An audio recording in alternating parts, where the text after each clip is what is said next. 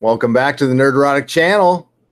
This is Gary Beekler. I am live in San Diego, California, and I am with my good friend Dennis Bethalkis. What's up? Hey, what's going on? How's it going, You everybody? made it. Yes, I made it.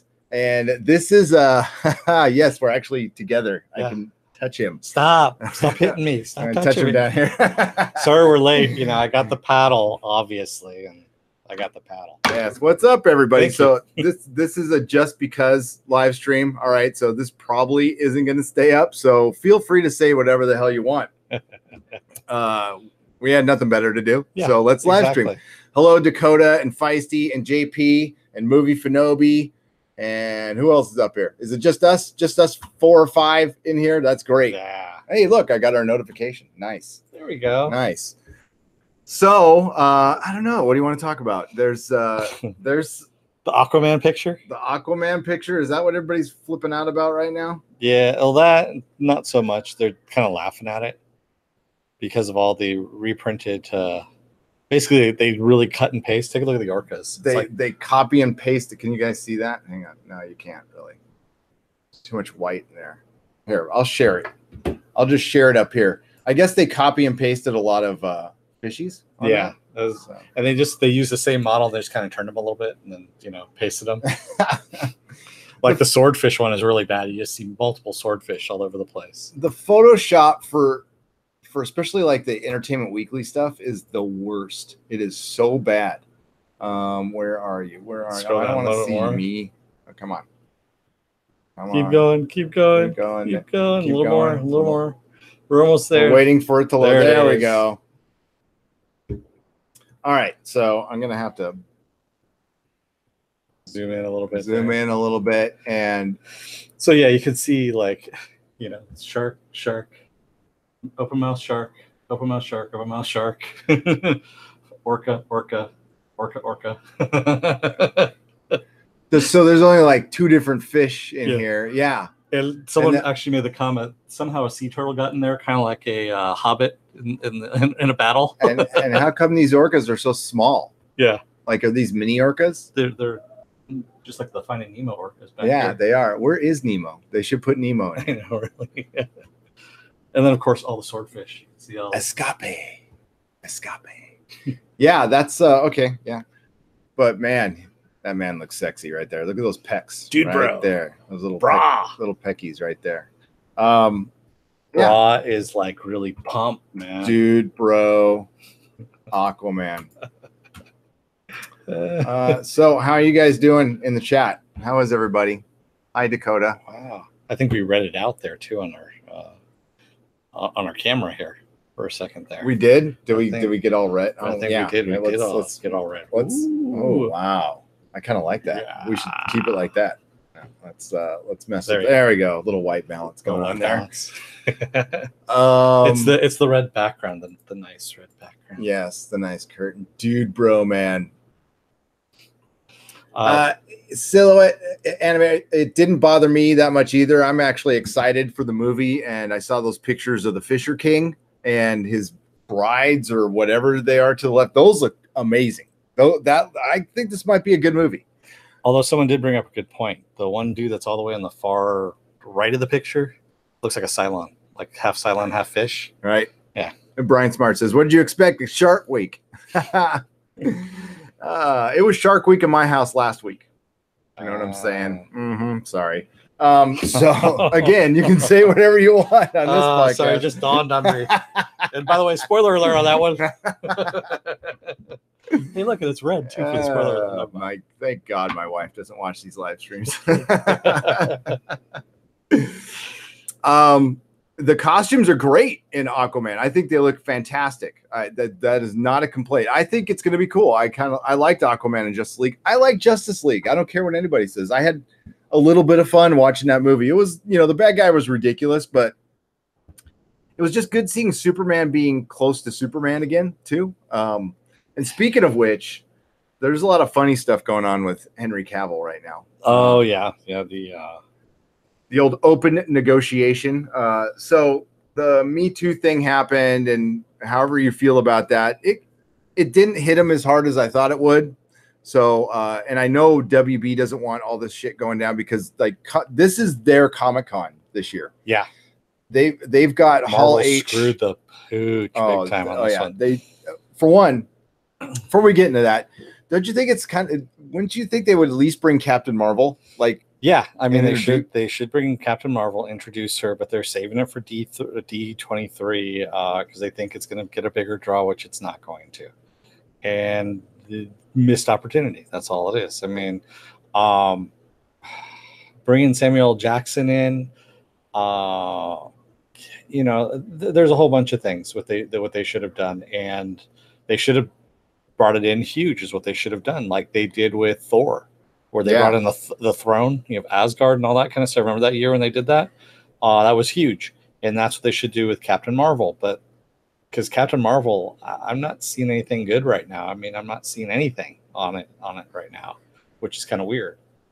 No, we haven't seen teaser trailers. We saw one bad picture of a early costume, and yeah, it's well, I think they're kind of, I understand why they're holding it back, and they do have to get this one right because fair or not, and it's probably not fair that this movie is going to be the most ridiculed and scrutinized of the movies because this is the start of Phase 4. This is after Avengers 4. And I think it's before Avengers 4. It's before Avengers 4, but it's towards the end of you know, the end of all the phases for Marvel.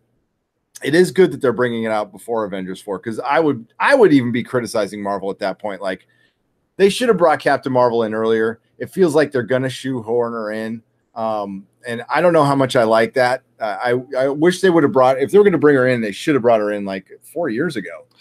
Yeah, they should have actually. Because right now what they're going to do is they're going to de-age Samuel Jackson 25 years for the entire movie. Okay. That's expensive. And that's probably what's taken so long. Yeah, but at the same time, it's like, just find another actor. There's plenty of people in the world that look like other people. Jody, I think they're going to release a trailer at D23. They're not going to release one at Comic-Con. And you're right, Brian Smart. This will be the one night my wife watches because she's actually in Wisconsin right now. And she was watching my IGTV videos, which was shocking. Oh, wow. Yeah, it was very shocking. They didn't do her any favors by doing this. And it also, the Captain Marvel brand is not strong. It's not very strong right now. Okay. Yeah. It's not at its strongest point. And I'm being nice about that. This is like when Iron Man started off. Everyone's just going, really? You're going to lead with Iron Man? All right. And, you know, it was a big surprise. It was actually that it was that good, considering that Iron Man was not an A-lister. No, I was fired up for that movie. I was always fired up for that movie. I didn't think it would be as good. I was hoping it would be, you know, kind of Blade-ish, Spider-Man 1-ish. I didn't think it would be as good as it was. Yeah. And that was a very pleasant surprise. But I was always fired up. I love Jon Favreau. And $5. $5. It's going to be Uncanny Valley, the movie on Wisconsin. As long as they don't do what they did with Michelle Pfeiffer and have her eye kind of floating off to the side. They did it once. That was it. That was all I saw. But yeah, I mean, because the Michael Douglas stuff looked really good. It was just Michelle Pfeiffer, that one part, her eye. I didn't see that part, but I'll trust you on that stuff. It was weird. I thought her hair looked fantastic. Yeah, like her hair looked so damn good. Yeah, it looked. You know, they went to Scarface on that one multiple times. Yeah, just picked her. Yeah, it was awesome. Didn't they use Lawrence? Jody says, didn't they use Lawrence Fishburne's son Langston to play the younger Bill Foster in Ant-Man and the Wasp? Why didn't they hire a younger actor to play the younger Nick Fury? Did they use a younger Bill Foster? Did they use his son? I didn't know that. I thought it was him. I thought it was him that they de-aged him. That's crazy. If that's his son, then damn, he looks just like him. Yeah. They could do that with freaking Ice Cube too. His kid looks practically just like him. Harley's little sister says, isn't the Captain Marvel movie going to be more about his transformation to her?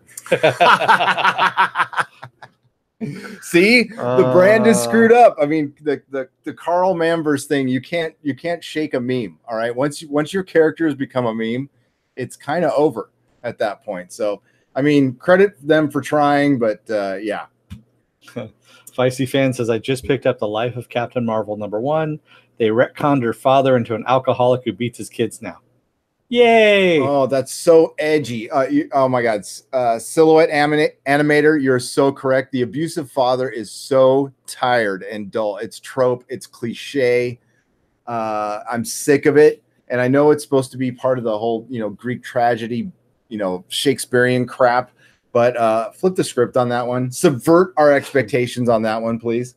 How's your father? Says CGI Dennis is impressive. Yeah, I am, aren't I? Yes. I actually upped his age a little bit, though. Yeah, a lot. Yeah. It's ridiculous, and the fact that Tony is Carol's sponsor is absolutely lame. What?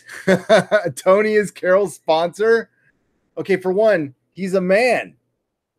Are you talking about like AA sponsor? You're not supposed to have a dude as your AA sponsor. Well, unless you're Carl Manvers. That's it. Man. That settles it. So Movie Fanobi says it was Fishburne's son, like Black Panther's father used his son. That is amazing. Wow. Yeah. I was completely fooled on that one. There you go. Yeah, Brian Smart. Captain Marvel has never been as strong once DC took over the title. I saw one video was breaking down Captain Marvel. I can't remember the guy who did it, but he kept on calling her Wonder Woman, throughout the whole thing. That was funny. Harley's little sister. By the way, am I wrong that Captain Marvel has the power to slave Galactus to her will, or has his power?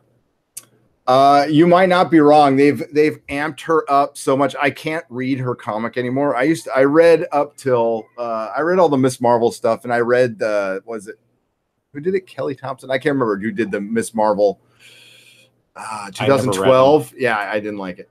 So I wish I did, but no, I didn't. Actually, I don't wish I did. I've been predicting for 2 years since I heard the movie that Captain Marvel will get the kill shot on Thanos. She will. Silhouetted Animator says Earth 616 has gotten too big for my taste. The fact that G.I. Joe and Transformers were originally in the Marvel universe means it could have been even bigger. Well, that's what they split up with that whole World thing, or War Earth, whatever it was. And they stitched shit back together again. And now is it Earth 616 again, or? That's a good question. Feisty, you can answer this, because have they, after Secret Wars, is it just the regular 616? I don't think they definitely I don't think they said so. Yeah. I could be wrong on that one, but I quit reading for like 4 years. I've been picking it up for the last year, so I'm not there yet. I will be soon, though. I know Reed Richards was responsible for stitching the world back together again. I can't wait for the new FF, even though it's written by damn fucking Slott. Movie Fanobi says the camera angle is lower, Gary. We can't see if your arm was inside that Dennis puppet. Wait. Ooh, that's a little stinky. Eli, hey, back in the 70s when they had the crossover with DC and Marvel, they used to be on the same. They used to know each other. It's like, hey, Clark, hey, Peter. Yeah. K Sizzle says, what do you think about the Marvel Rising cartoon coming to Disney XD? You probably didn't see it because you were on the road. I was on the road. I saw it, and actually it looks pretty fun. You've got some Squirrel Girl in there. I know. And Tippy Toe. No, it actually looks fun. Like and Gary doesn't like Spider-Man, the animated series that they have on the Disney new XD. one? Yeah. That's terrible. Yeah, you don't like it. The Ultimate Spider-Man. And that's what it's kind of based in that world. And I like it. He doesn't. So there you go. It's because it's I don't like that breaking the fourth wall Deadpool, Spider-Man, and the adventures they get into. It's just like nothing matters. There's no stakes, so it's very Disney. We can't have the kids, scared for a minute or worried about their characters, so everything's got to be infused with really bad humor. And it's terrible. Yeah. And to think that they canceled Spectacular Spider-Man for that garbage, and Avengers Earth's Mightiest Heroes, which is a great cartoon for that stuff. Feisty Fan says they haven't made it official. So, but the Ultimate Universe was merged with the 616. Yep. So that's going to lead up to the Marvel Rebirth we heard about, a year ago? And we figured it was 2 years off because they do these summits and they plan out their next 2 years. And it was a year ago they did a summit, or a year and a half. And there's a bunch of rumors that Marvel was going to do their own Rebirth. That's coming. Trust me. Oh, yeah. Yeah. God, it was just, I don't know. It's Marvel's Spider-Man. It's not Ultimate Spider-Man anymore. Is it still the Yeah, same? Is it Drake and Josh guy doing the voice? And, no, it's a different guy. Okay. Yeah. So they got rid of Ultimate Spider-Man, and now they're doing Marvel Spider-Man. Jody reminded me of that awesome. I mean, it was terrible computer graphics. It was state of the art back in 2000, but with NPH doing the voice of Spider-Man, the MTV one. Yeah. I loved it. I thought it was great. It ended on a horrible cliffhanger. Hadn't thought about it for years though. There was something else, and I just blanked on it now. Oh my god! Dakota Stanton says, "I think shoehorning her into the with the prequel is really stupid. Have her hunting Thanos after the snap, introduce her, and have her be the main team after Avengers 4. After Avengers 4. Yeah, and I don't know how much she's going to be in, but it looks like they're really trying to shoehorn her in. I don't know. I could be wrong. I mean, we shouldn't really doubt Kevin Feige because up to now, he's been pretty damn good. We're starting to see some chinks in the armor, but we're also almost 20 movies in, and just and the quality actually has gotten better. Yeah. See, Silhouette Animator says it's Robbie Draymond now voicing him. So different voice altogether for Spider-Man. And then what else was that we had? I know what I was going to talk about. James Gunn. James Gunn had posted a weird symbol on his God, it was Twitter? On his Facebook post here. And he just says Hall H, Friday, 6:15. Really weird. I don't know what it is. I posted it for you guys and asked, does anyone know what this? You tell me what this is. And some people were getting excited, saying that it was Bloodborne, possibly a video game. Then they're like, no, that's the wrong symbol. And then other people started, saying, oh, I know what it is. And then they didn't say anything. So it's kind of weird. I was looking for it, couldn't find it. And anybody know what that is? Because it's kind of weird. Yeah, I mean that's a good teaser. There's probably somebody out there goes, I know right what that is. I don't, and especially if it's a video game, I'm not going to have a clue. And that's going to be during the Sony panel, so we don't know for sure. What that is again? Yeah, I think you just need to hit it at that white wall for a second, and then there we go. That's all it is.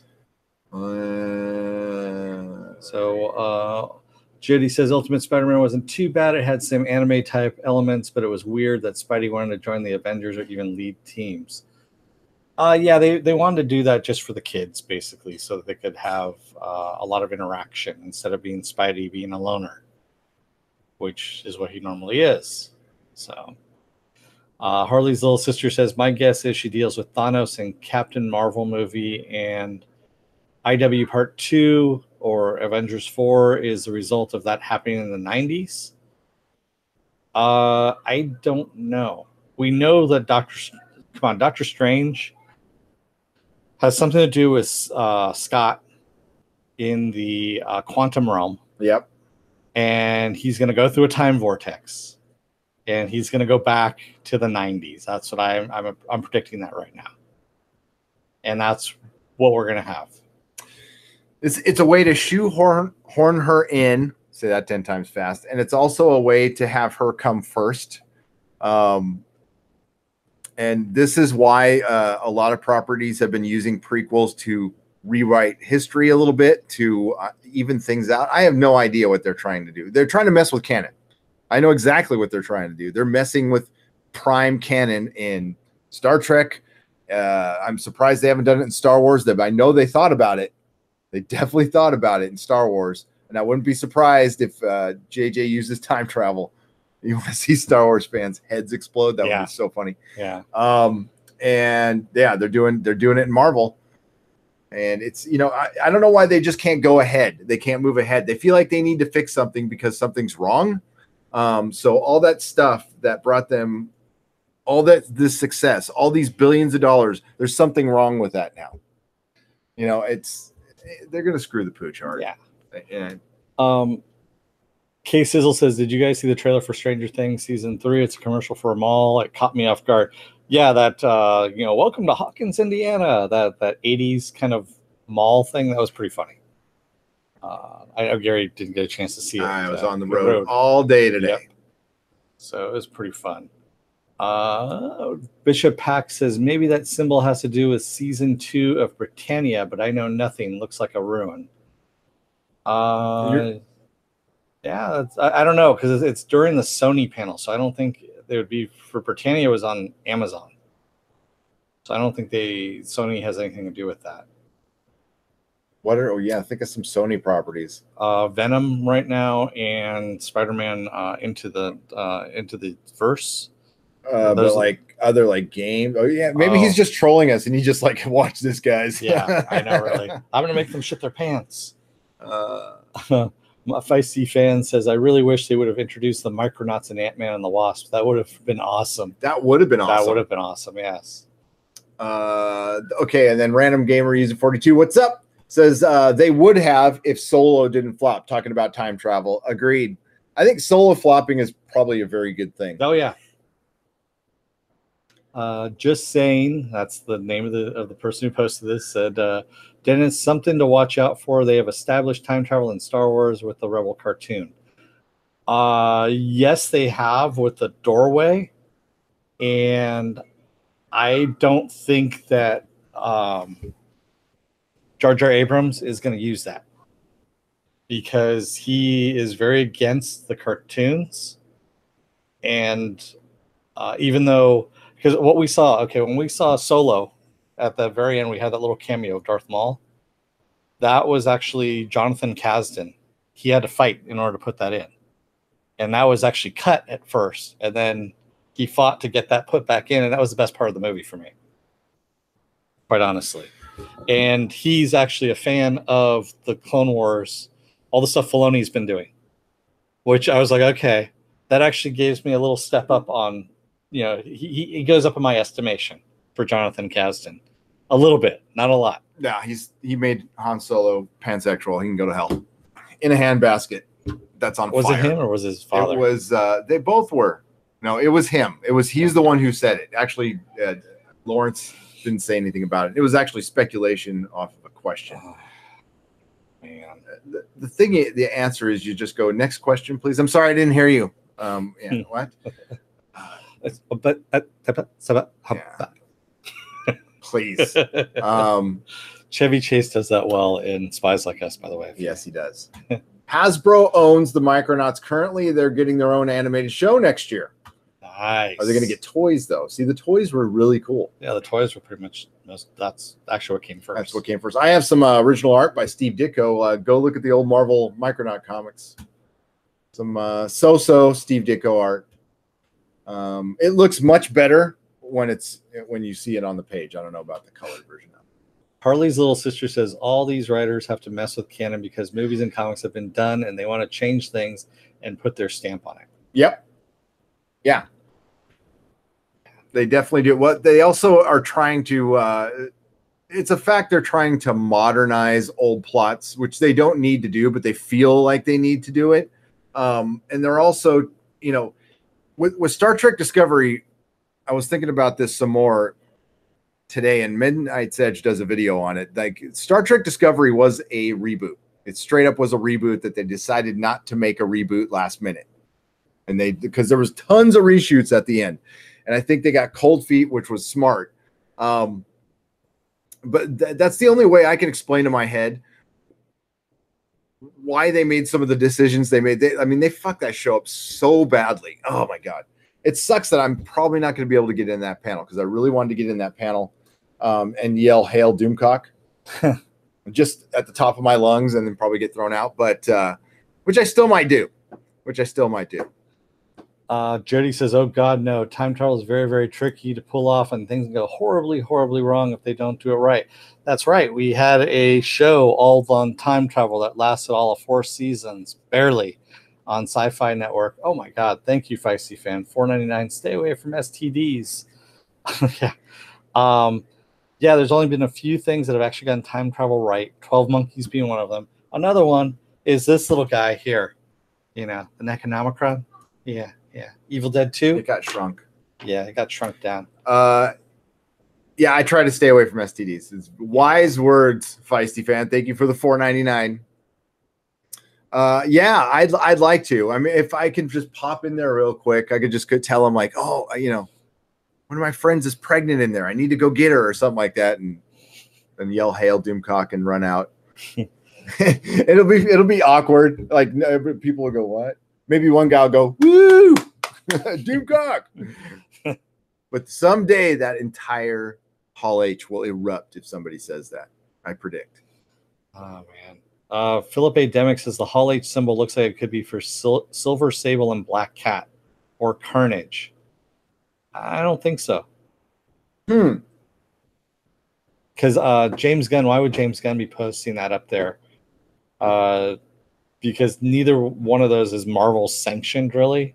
It's done with the Marvel label on there, but he's not like an exclusive for Marvel, so they throw enough money his way. I think he's doing something else.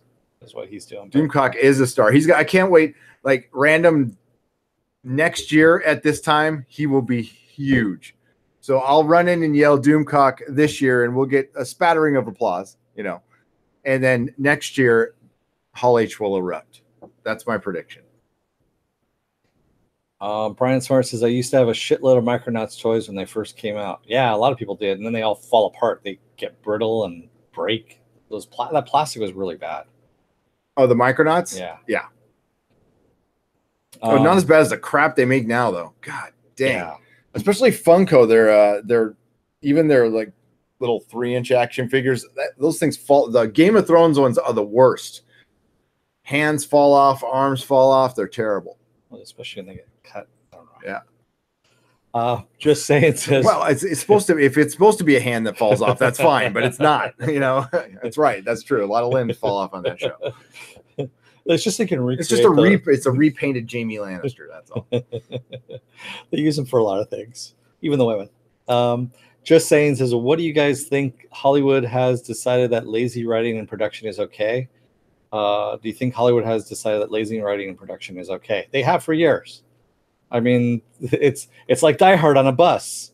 It's like Jaws on a bus. It's they were not prepared for. I don't think they still don't understand nerds. Okay, like we're really deep into this. We're a decade in, possibly more. We're almost 2 decades into superhero films now. And it only hit their radar a few years ago, and they don't understand like what kind of fans we are, like how much we get into stuff and how much we speculate, ridicule, criticize.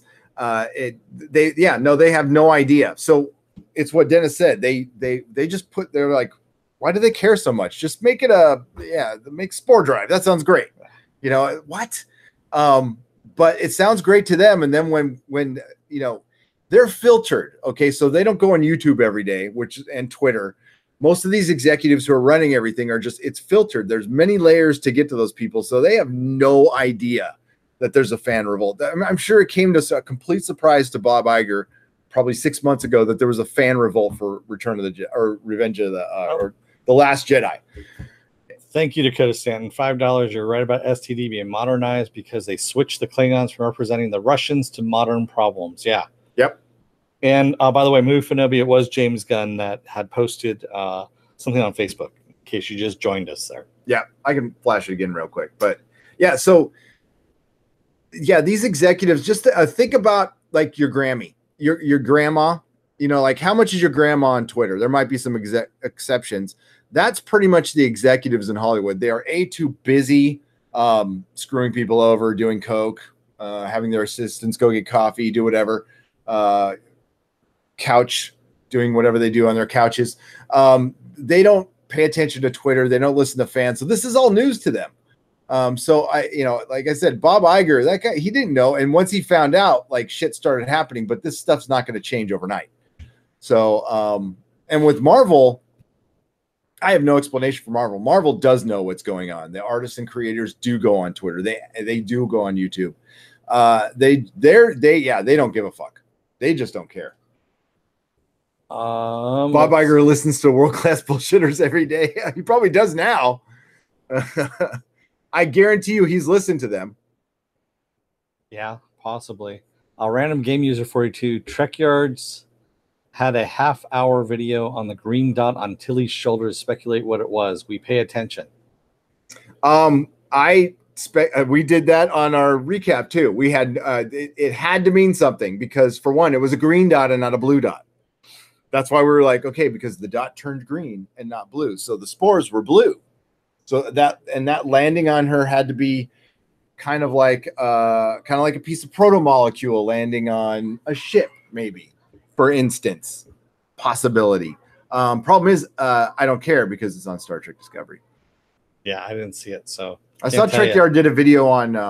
I didn't watch it, but I'm going to on the Viper, on a Colonial Viper. So I want to check that out for sure. Can we scroll up a little bit there?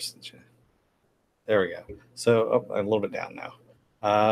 Gary and Dennis. Jody says, Gary and Dennis, do you think part of it is because the writers they are hiring live in bubbles or something? Even the way they depict seemingly everyday interactions feels off. It's the way they're being taught, honestly, and they're not taught to portray real interactions, real conversations, that kind of thing. And they're also compacting stories too, to the point where they're saying, okay, people don't have as much attention span. So it's almost like going back to when movies first had sound. And I kind of liken this to Futurama. You got to exaggerate, make things bigger, better, and all this kind of stuff, make it faster so that people understand it more.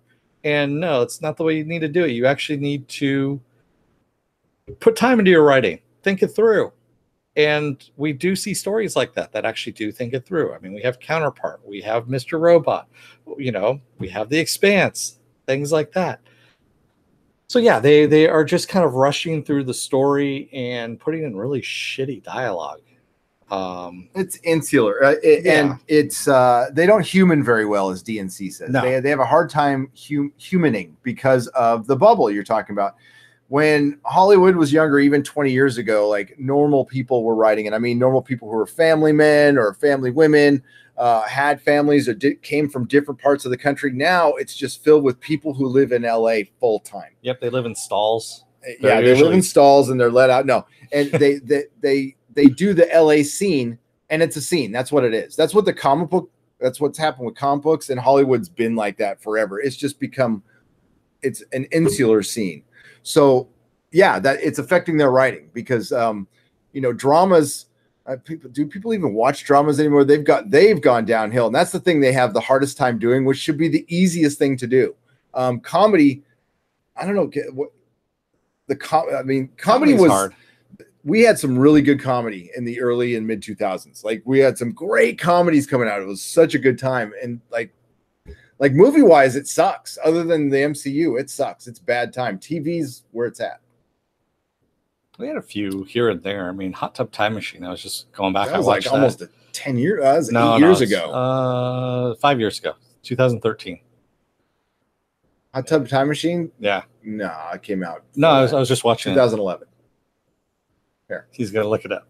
Because I remember watching it when I was going to school down there. That was in 2011. The Time Machine, 2010. 2010, okay. So that's almost a decade.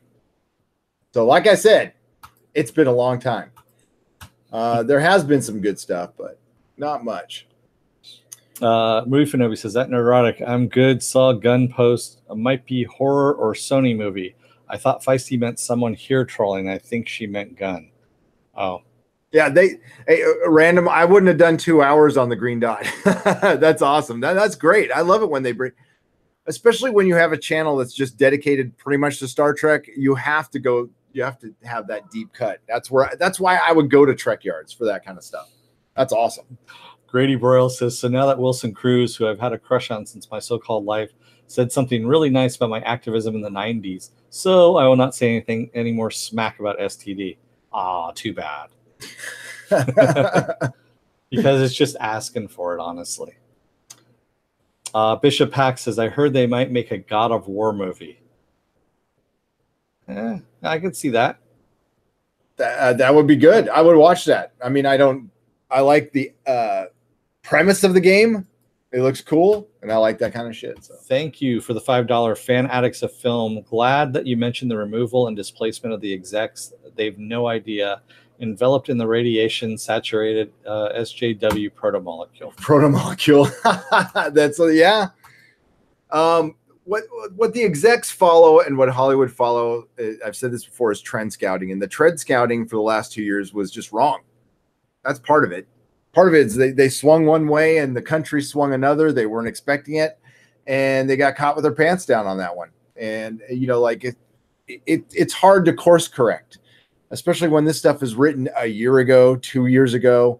Westworld's a great example. Why Westworld season 2 felt so different from season 1. They were done 3 years apart.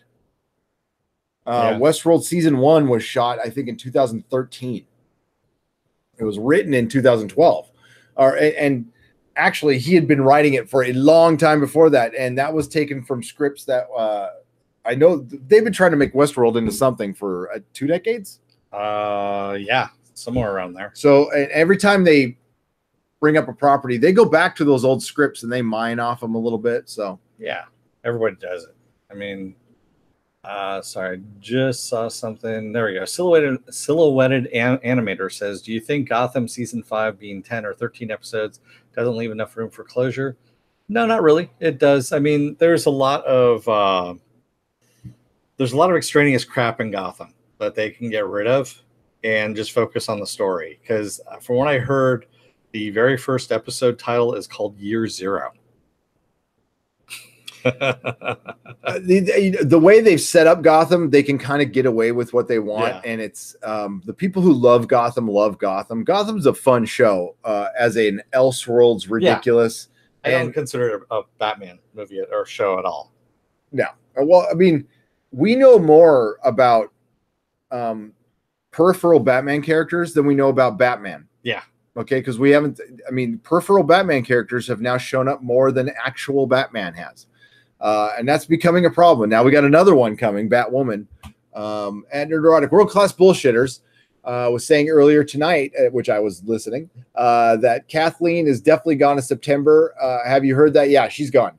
She's gone. What we're waiting for the Fox deal to go down, and that's also the end of a quarter. They're not going to fire anybody before the end of any quarter, ever. Unless they're really bad, unless they straight up killed somebody. Dave Filoni is going to be at Comic-Con doing the 10 years of Clone Wars. Yep. And we were talking about going into that panel and just asking him flat out, can you take over the movies? Please. There's supposed to be some surprise. Yeah. Like, I don't know what it is, but he announced it. Yeah. I don't think she's going to get fired. I think she's going to ascend. She's going to fall up. Yep. Yes. She is going to ascend. Raymond Verada, hi, Gary and Dennis, back in the States after our trip to the Philippines and Japan. Welcome back. Can you not hear us? Is the mic bad, guys? Is everything bad? Is everything okay? Can you hear us? Bad Buddy says we can't hear you. Really? How's the sound, guys? Up or down? Yes, no, maybe so. How's it sound? Okay, yeah. Bishop Pack says we hear. Okay, good. All right. So it's just Bad Bunny. You gotta get the wax out of your ears. Oh, don't talk like that to Bad Bunny. We're using Dennis's $25 mic tonight, so it's worse in comics, says Feisty. Comics, I won't say they're done, Feisty, but they're in the worst shape of all. Yeah. Out of all things, they're in the absolute worst shape. Feisty was kind enough to share an LA Times article, which was the most frustrating read I've ever had. they basically said comic sales are down 6.5%, and they don't know why. They have no idea why. They throw some. They're like, oh, it's this, maybe that. No, it's because they suck right now. Yeah, actually, IDW just announced this morning that they are going to be publishing for preteens Marvel comics. So they're going to be doing a Spider-Man with Peter Parker and Miles Morales, a Black Panther, and I forget, there's one other one that they're going to be doing. And the reason why IDW is doing it instead of Marvel doing it, Disney wants to separate publishing for their teens and adults series. So that's going to be Marvel, and their kids stuff, basically preteen comics, because they think people are going to get confused about who sells what to where. They're saving IDW's ass, who lost so comics lost 70 million, Feisty? It's a $600 million industry. Okay, so that's pretty much what they make every year, and they lost $70 million last year, which is that's horrible. Wow. They also stated in the article there's 2,500 comic shops. I think they were counting online comic shops because there's only 1,900 brick and mortars right now. That's the number I got. Yeah. Okay, so Raymond Verrata said, "Hi, Gary and Dennis, back in the States." Did you read that already? Yep. Okay. Welcome back. I didn't catch that one. I must have been spacing out at that moment. Comic book dialogue is pretty freaking terrible. Yeah, it is. The only thing that's worse is CW dialogue. Oh, come on. You don't want to talk about feelings in hallways? We got a hallway right over here. We can go over and talk about feelings. We could. After the show. Okay. I have some feelings I need to talk about. Silhouetted animator. Why can't the male and female lead just be friends?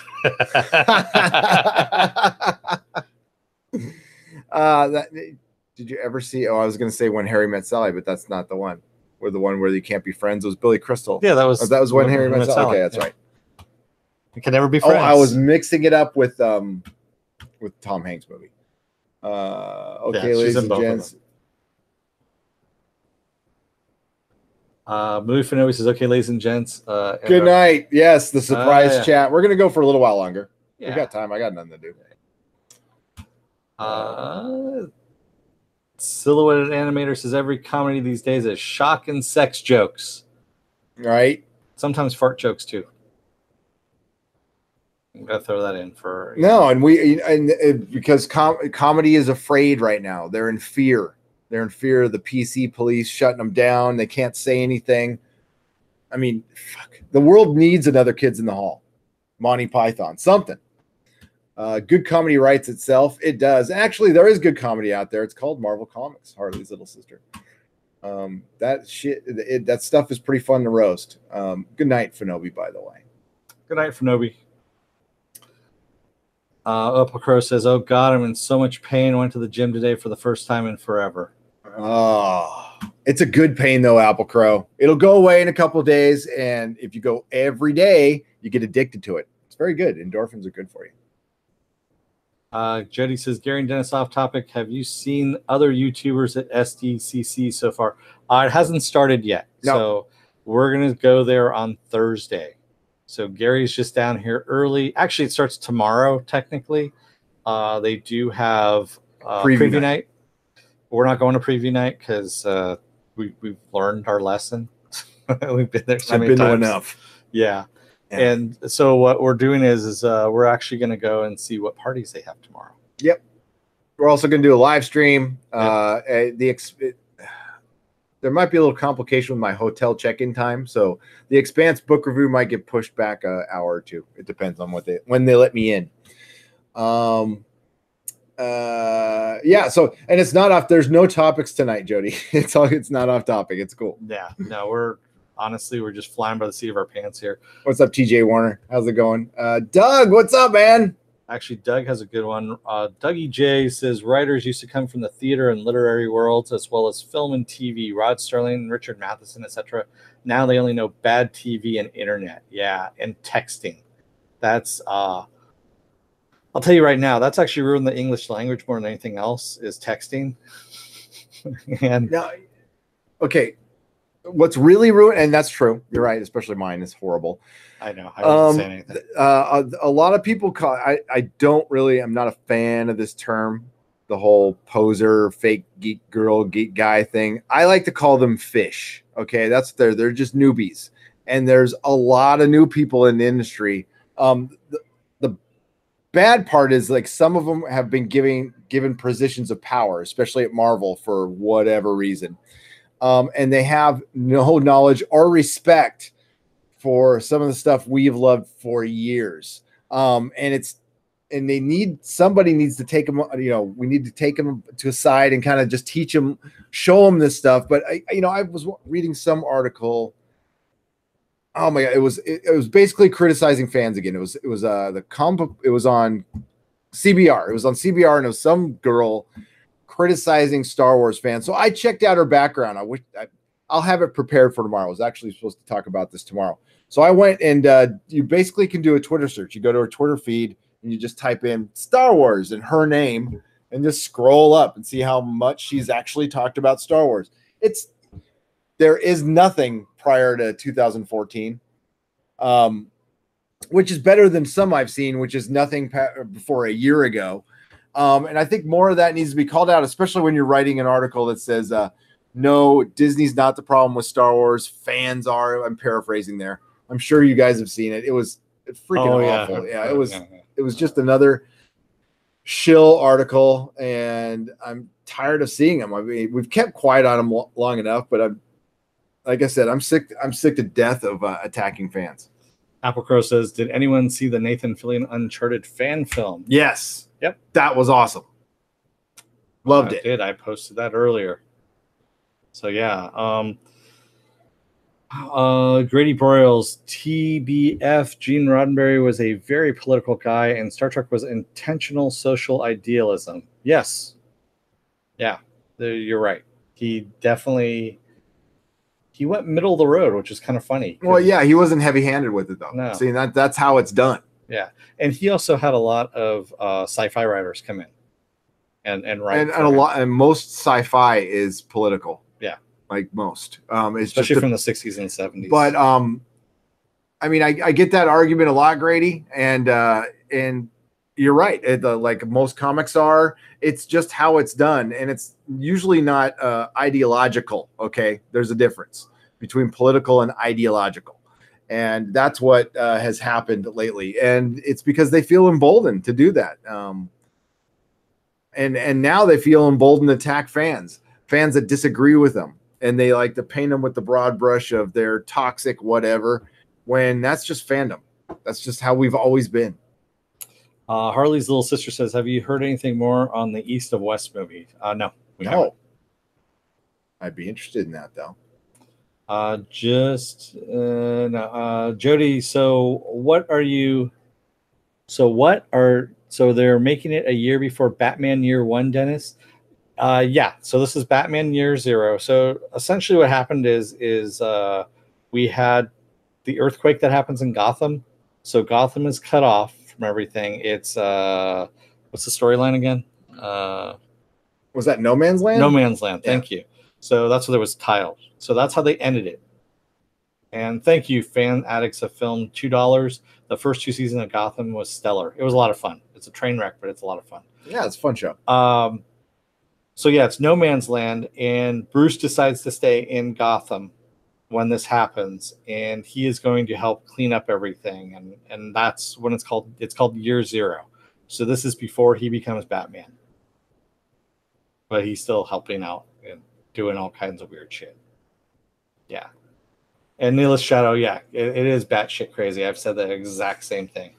Bye, Feisty. She's got to read 20 comics, and I know what that's like. Tonight. Feisty. That's like reading a book. Yeah. Good luck with that. There's going to be a test tomorrow. There will be a test. There'll be a quiz. Yep. What about Batman Year 100? That's what Apple says. Yeah, that's the wheelchair years. Jody, problem with Gotham is they're trying to have a Batman show without Batman instead of doing a show about the titular setting. Gotham could have been so much better otherwise. You know what? It's a fun show for what it is. It's its last season, and they're going to go out with a little bit of a bang. I think that's fine. They didn't do any harm to anything. They just, Oops, sorry. That's okay. And Apple Crow was talking about the Paul Pope one. I knew that rung a bell somehow. I read that too. I do not know what you're talking about. Stop saying bad.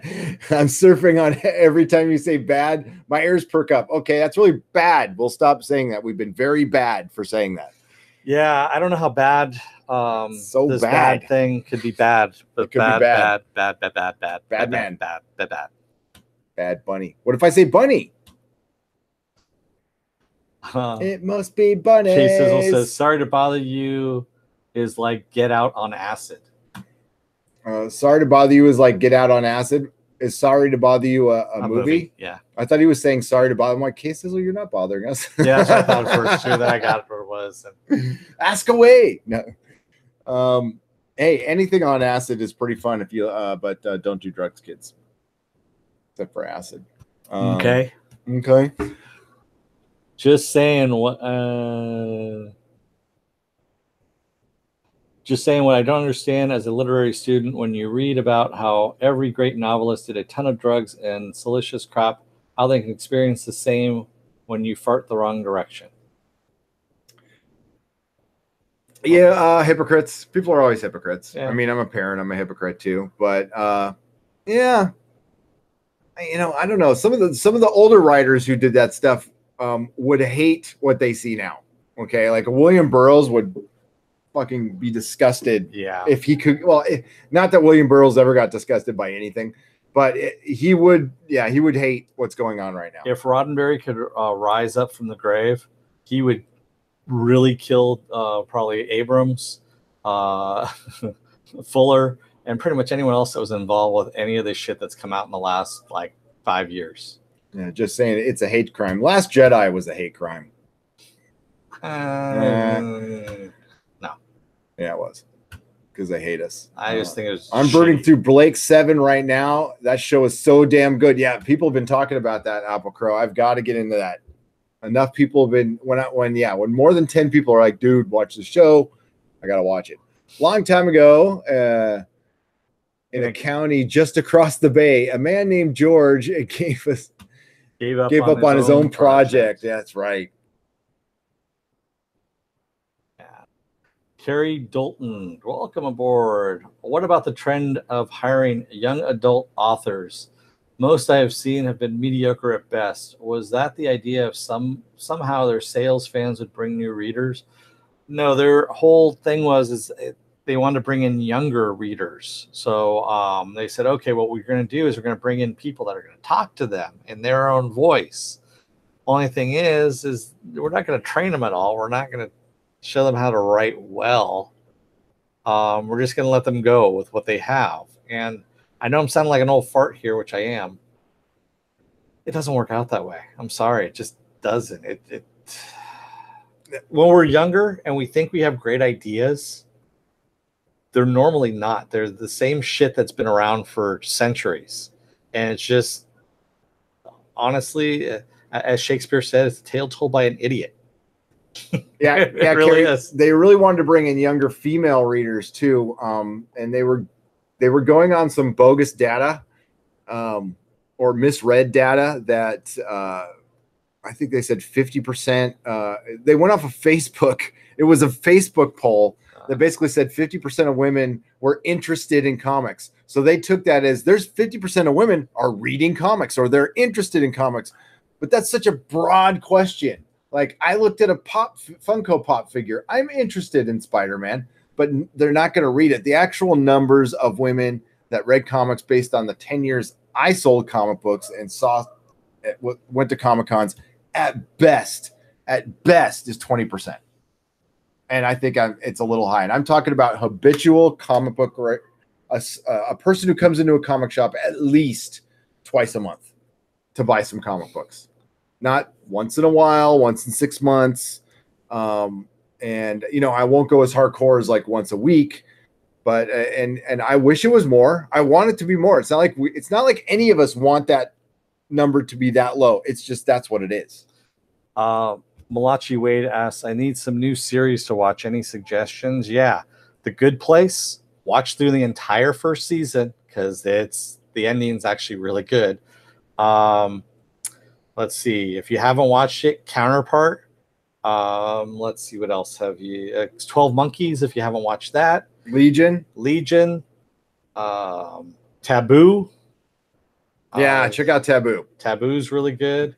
It all depends on what you're into, too. If you want more The sci-fi, Expanse, of course. The Expanse. If you like sci-fi, The Expanse. STD. No, I'm kidding. I wouldn't steer you in that direction.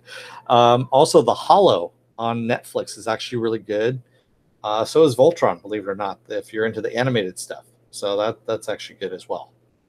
Altered Carbon was a good Netflix series. Yeah. There's been a lot of good TV this year, but I would say the best new show is Counterpart if you're into like spy sci-fi. Yeah, tell us what you're into. We can guide you there. Clive Barker is dead, right? So Kay Sizzle said, no, he's not. He's still alive. He's not dead yet. Okay, Nightbreed, one of my favorite all-time movies. But Clive Barker, don't kill me for this, folks. His books are so badly written. They are the worst written books. He's a great idea, man. Hellraiser is fucking awesome. Nightbreed is fucking awesome. His books. Yeah. I can't even tell you. Someday I'll be able to tell you. There's a great joke that goes along with that I can't tell you right now. Albuquerque says, honestly, I think the main problem between political and ideological right now is that we just have a lot of terrible writers. Ding. I think that's pretty much it. That answers it. Like I've said a million times before, there's so many writers who I don't agree with politically, but I love their shit. That's fine. And plus, what's up with that? I mean, like I'm not so goddamn narcissistic where somebody needs to agree with me 100% on everything, or I'm not gonna like your shit. That's not what it's like. It's just it's heavy-handed, and it feels. As a fan, I feel like the creators have been very aggressive towards us, and I'm putting that lightly, especially, and then there's the answer staff Twitter, which I mostly do, but I still see it, and I've been seeing it for a long time. I've been seeing this build up for a decade, at least in comic books, especially on Twitter. So this isn't anything new. Just saying says, I'll just say this. In 2018, the Backstreet Boys have returned to the music industry. If this doesn't prove how empty our culture is, I don't know what will. Actually, it's one of the signs of the apocalypse. It is. That is. If I could drop this mic, I would. That was well said. I mean, Nightbreed is ripe for an ensemble cast in a long form drama. Grady, I would love that. Given to the right person. Brian Fuller.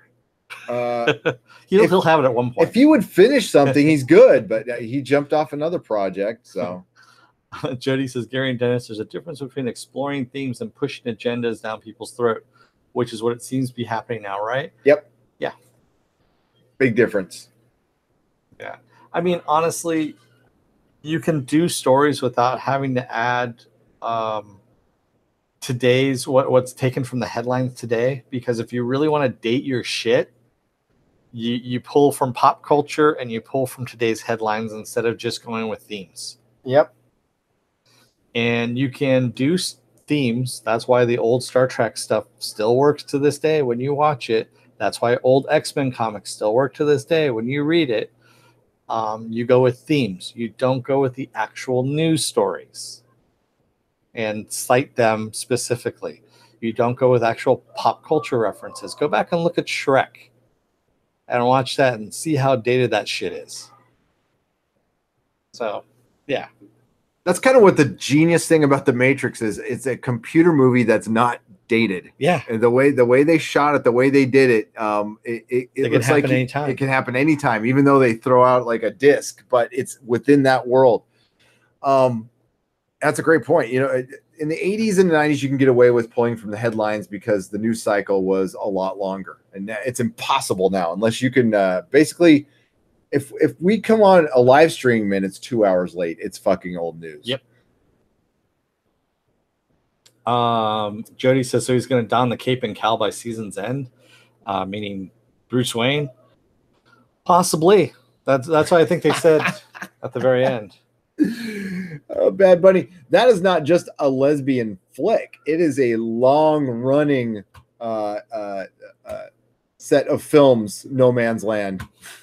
I think they're up to at least 500 by now. I don't know. Do they still make porno movies, or do they just make like 6-minute clips now for Pornhub? I wouldn't know. I don't know.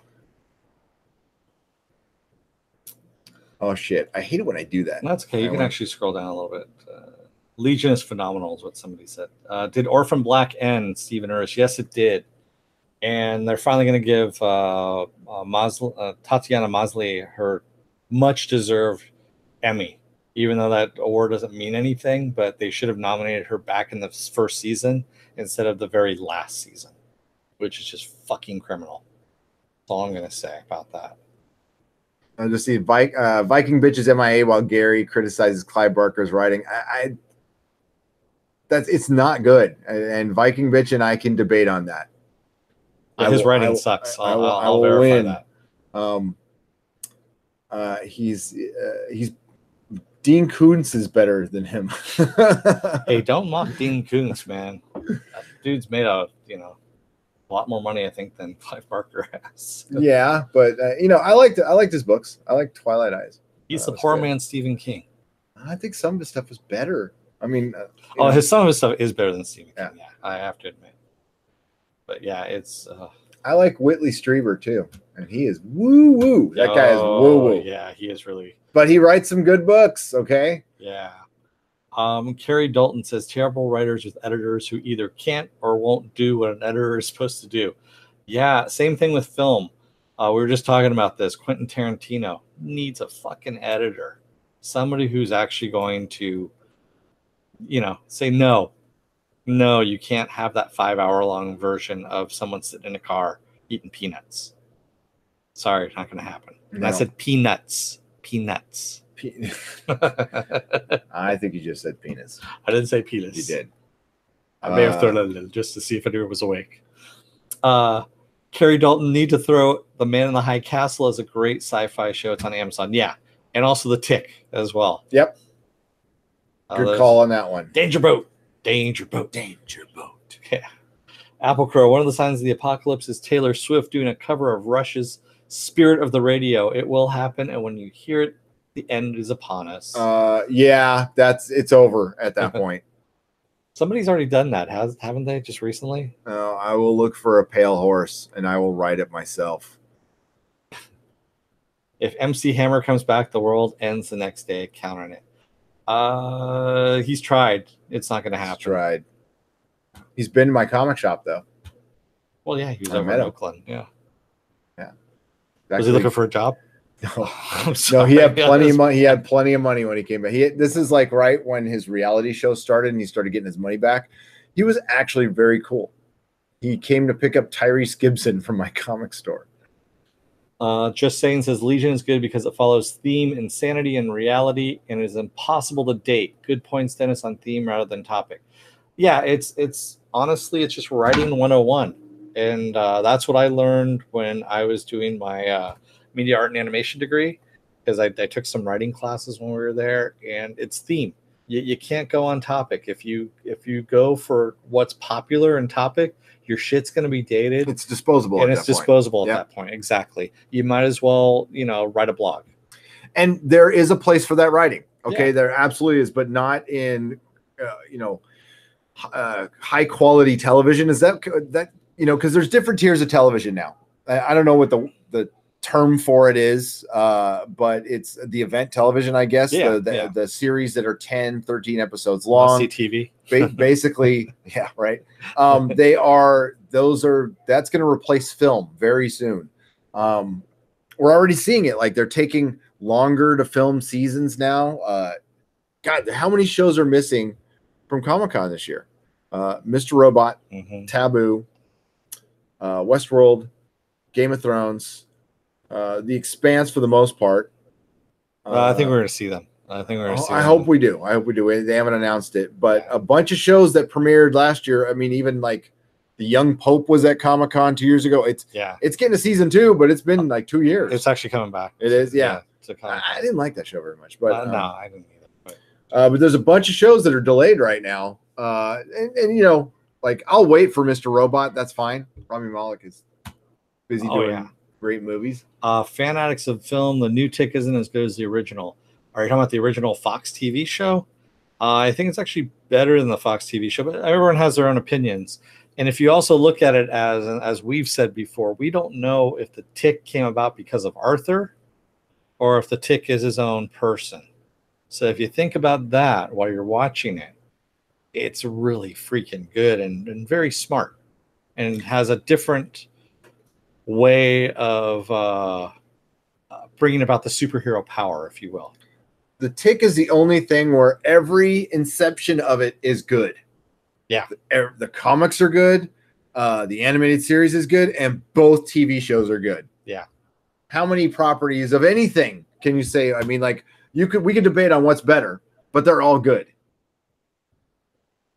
DLS Master says, my favorite movie is The Thing, since how that was made and how it all set it up as well, and can't beat that. And that is still holding up to this very day. That's my favorite movie. You know, it's funny. When that movie came out, it tanked. It tanked big time. And people hated that movie. Critics, I should say. Critics hated that movie. And it took a little while for it to actually catch on. And I remember watching that thing when it came out and just going, holy shit. John Carpenter gets so much more love now than he used to. Like Christine didn't do very well, and people love that fucking movie. As a matter of fact, I held in my hand. I can't believe I didn't buy it. I don't know why I didn't buy it. They did a new pressing of the soundtrack by John Carpenter on blue vinyl.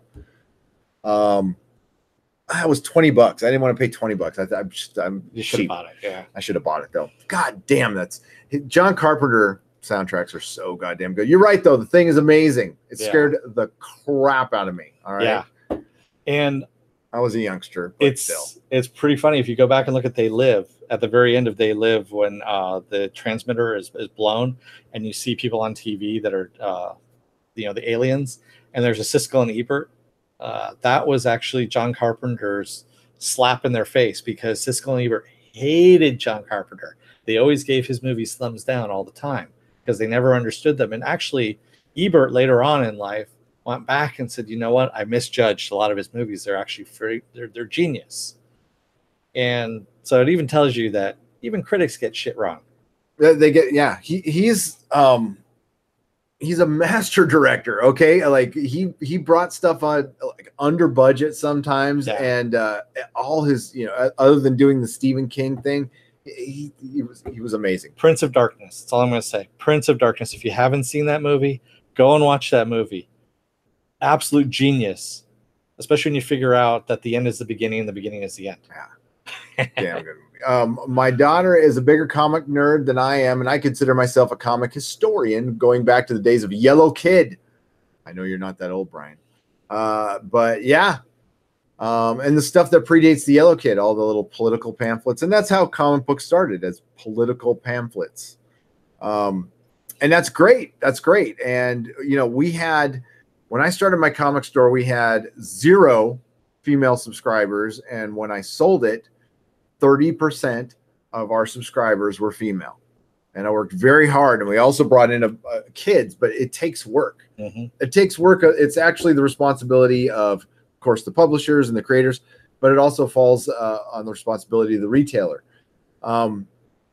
This still happens with comic book retailers. They just think, here, I put the books out, buy them. And it's not like that.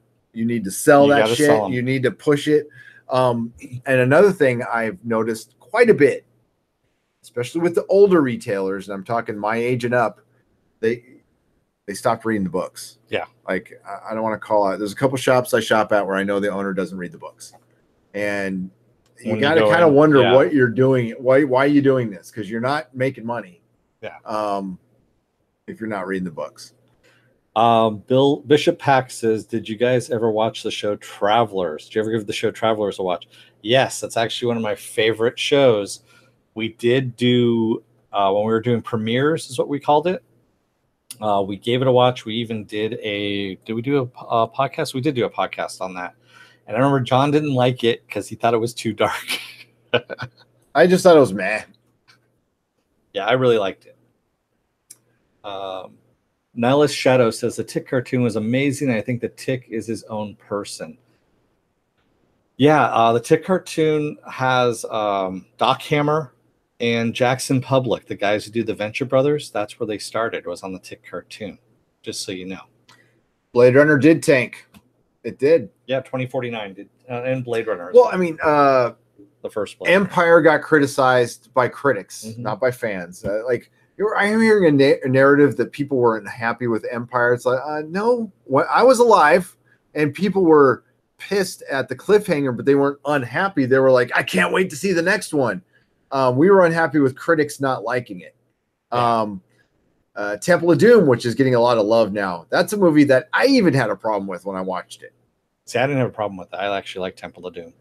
The raft scene when they come out of the plane, I thought that was stupid. Oh yeah, it was stupid. I mean, but I love, that got a lot of, ridicule for it because it was just really far out there and deservedly so. Nihilist Shadow says Big Trouble in Little China is still my personal favorite John Carpenter. The soundtrack is great in that one too. Funny you should mention that movie because you know what Mondo's putting out right now at Comic-Con this year? They're putting out a pressing of Big Trouble in Little China soundtrack on vinyl, and it's going to be in clear lightning bolts.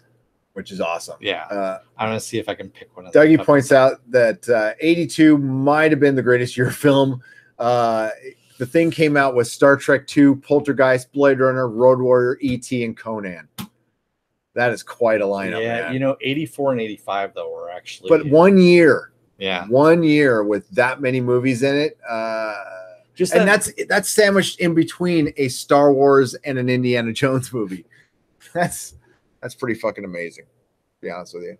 Yeah, it's pretty much from 82 to 85 is where just the glut of those movies came through, and they were awesome. Hey, Doug, when did AMC open? Was it 83 or 82? I know you and I were at the Man Cinema in Oceanside all the time watching that stuff. I know Star Trek 2, it was at the Man in Oceanside. So I think the AMC in Encinitas, Doug, is that because I know we saw Jedi there.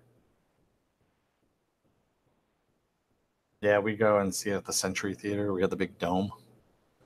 That was cool. I remember seeing most of my stuff in there.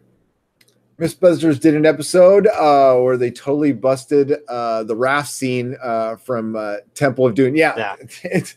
There's no way in hell. What was that Townsend Coleman movie? God, not Townsend Coleman. What's up, Johnny Pappas? How you doing, man? I can't remember, but Townsend Coleman. No, Townsend Coleman is the voice of the Tick, the animated Tick. Now I'm blanking on. Never mind. I know what movie it is, but it would take too long to explain. The 80s were fantastic for film. They were an amazing time for film. Yeah. AMC opened in 84. We saw Dark Crystal first day it opened, is what Dougie says. Dark Crystal. Yes. Yeah. Oh, see, he has to. By the way, guys, there's a sequel being made, and somebody on the production team will be interviewed on this channel this summer. Sweet. Yes. Johnny Pappas, how's it going? Doing well. Looking forward to the insanity of Con. Yes. Can't wait. You're going to be down there, dude? Yeah. Hopefully we see you. Yeah. We'll be the guys with beards. Yes. Am I your beard, Dennis? No, you're not my beard. And I'm gonna go back to Lose and buy that soundtrack now. I don't know why I put it down. I was feeling like I need to save my money for Con, which I kind of do. So yeah, Nihilist Shadow. Instead of remaking classic films, I think they should put them back in theaters. I would love to see films that were made before I was born on the big screen, study and see them their original runs. Depending on where you live, you can go see them again on big screens. I know down here in San Diego, we have the San Diego Film Geeks, and they do this all the time. They actually do blocks of movies every month. And I'm sure pretty much a lot of places in the United States do this all over the country, where they'll show classic films. At summertime, they open up parks and they do like a Moonlight Amphitheater. Mhm. They show movies. You can have a little picnic On the roof of the Hard Rock, actually, they're doing evening movies as well here in San Diego, and they're free. So doing classic movies and things like that. And the La Paloma up in Encinitas, I just saw, does a Wednesday thing. Yeah. And a cafe, Foreign Cinema, which is a restaurant in San Francisco, is my favorite restaurant. They're always showing some noir film on the wall of on the side of a building while you eat like really expensive, good French food. Yeah. Yeah. I mean, there's tons of places to go and see this stuff on the big screen. Even ArcLight Cinemas has been doing this too. So they have what they call their retro, and they'll do themes, and they'll show like 2 movies out of the month. I know Labyrinth came out in '86, but do you guys think that was still part of the good movies that came out in the '80s? What about the original Ghostbusters? Is like an all-time classic. Yeah, that's '84 original. But he's talking about the '80s. Yeah, the Labyrinth. Labyrinth, I think, falls in there. Yeah, it does definitely fall in there, especially with David Bowie with his big codpiece thing going on. Yeah, and I know some people would put Willow in there. I will not. But I know I'm in the minority on that one, so we don't need to argue. Yeah, see, that was the one thing about Labyrinth that just really disturbed a lot of us that were, teenage years, of David Bowie with the skin tight pants being that close to Jennifer Connelly. It was the '80s. Everybody had skin tight pants. Everybody did. Spandex was a thing. Yeah, it was. That was just plus that movie was trippy on acid. Okay, yeah. Really trippy. Okay, so Willow. Before I get killed for Willow. I was expecting, they sold it as a Val Kilmer adventure film and not like Val Kilmer as a guest star. Yeah. And I was also older. So if I had seen that when I was like 10, yeah, 5 years younger, 8 to 10, 5 years younger. Yeah. I saw it. That came out in like '87, right? So I was 17. 89, I was think. 87, or it was either 17 or 19. So no, wasn't buying it. Johnny Pappas, they're doing movies in Liberty Station too. They showed Wonder Woman the other day. Yeah, I know Stone Brewery does their movies during the summertime, especially out in Carlsbad. They'll do it out at the brewery out there as well. There's all kinds of places that actually do this. Just take a look through your events calendar wherever you live. Bishop Pax, it might be a reboot. I heard it was sequel. It's a sequel. Yeah, it's a straight up sequel. We've actually posted some of the articles about it. Yeah. So the woman who works for it is my wife's client. She's agreed to come on. And we have somebody in our chat that pops up every now and then that's also working on it. Silver Spike, is working on it as well. Yes, Labyrinth counts as the '80s. Just saying. Jody says, "Yeah, totally agree, Dennis. Enough with remakes. Just re-release the originals and start writing original material instead of rehashing the stuff that came before." Right? There are so many books out there right now that are just begging to be made into movies. Harry Harrison alone. I was telling Gary about this. The Stainless Steel Rat is about an intergalactic cat thief, cat burglar, if you will. Make that. That's right there. Build a Galactic Hero. Awesome. I mean, you could do that easily. There's a lot of stuff, but the problem is, it's that laziness we were talking about before. Yeah. Like it's easier to read a comic book than it is a book, and these executives aren't even reading the full comic books. That's the thing, is they'll flip through it. When I was younger, I used to think, man, when they were making a movie, like most people involved were like really serious workers at the top of their craft. Which, the costume designers and makeup artists and special effects artists and directors are all that way. But the people who actually make the decisions are doing coke, going to parties, busy on the phone, doing a million other things, dealing with like 2 wives and 2 different continents. And somebody goes, yeah, there's a Wonder Woman movie, and it like flips through the comic. Okay, that looks great. Go. That's how much thought goes into this shit. So that's why we get so much crap, because no thought gets put into it, or no respect. And if they're not going to get it now, they're not going to get it. It's been way too long. Mm-hmm. Unfortunately, the comic book superhero thing is going to end someday, sooner than later. I'm hoping we get another decade out of it from DC. But the pendulum always swings. I see the blockbuster maybe going away and maybe going back to we get a whole indie thing again maybe in the next few years. That's usually the way these things go, but who knows? Who fucking knows? Things go in cycles, but it seems the cycles have kind of broken now. Ice Pirates. Ice Pirates. Ice Awesome. Pirates. Love Ice Pirates. Space Herpes. Repo Man, dude. What is it? Jay Fizzle Freeborn. Repo Man drop mic. Yes, you can. You can drop the mic with Repo Man. We actually talked about this on Friday. Was Buckaroo Banzai having the old crew come back? I mean, minus Perfect Tommy because he's dead, but having the old guys come back again. I would watch the hell out of it. I would watch the hell out of it too. And no young cast. No. Bring back the old original cast here. Where was it? Okay. Jody, I was totally crushing on Jennifer Connelly when I watched Labyrinth. Everyone of our age was. I'm still crushing on Jennifer Connelly. Jennifer Connelly's hot. Even now, yes. Johnny Pappas, where are you guys transmitting from? Dennis's throne room? Yes, we are. From the center of the earth. El Cajon. Dennis's throne room is down the hall and to the left. Yep, it is. Brian Smart, Labyrinth was trippy even if you're not on acid. Agreed. Yeah.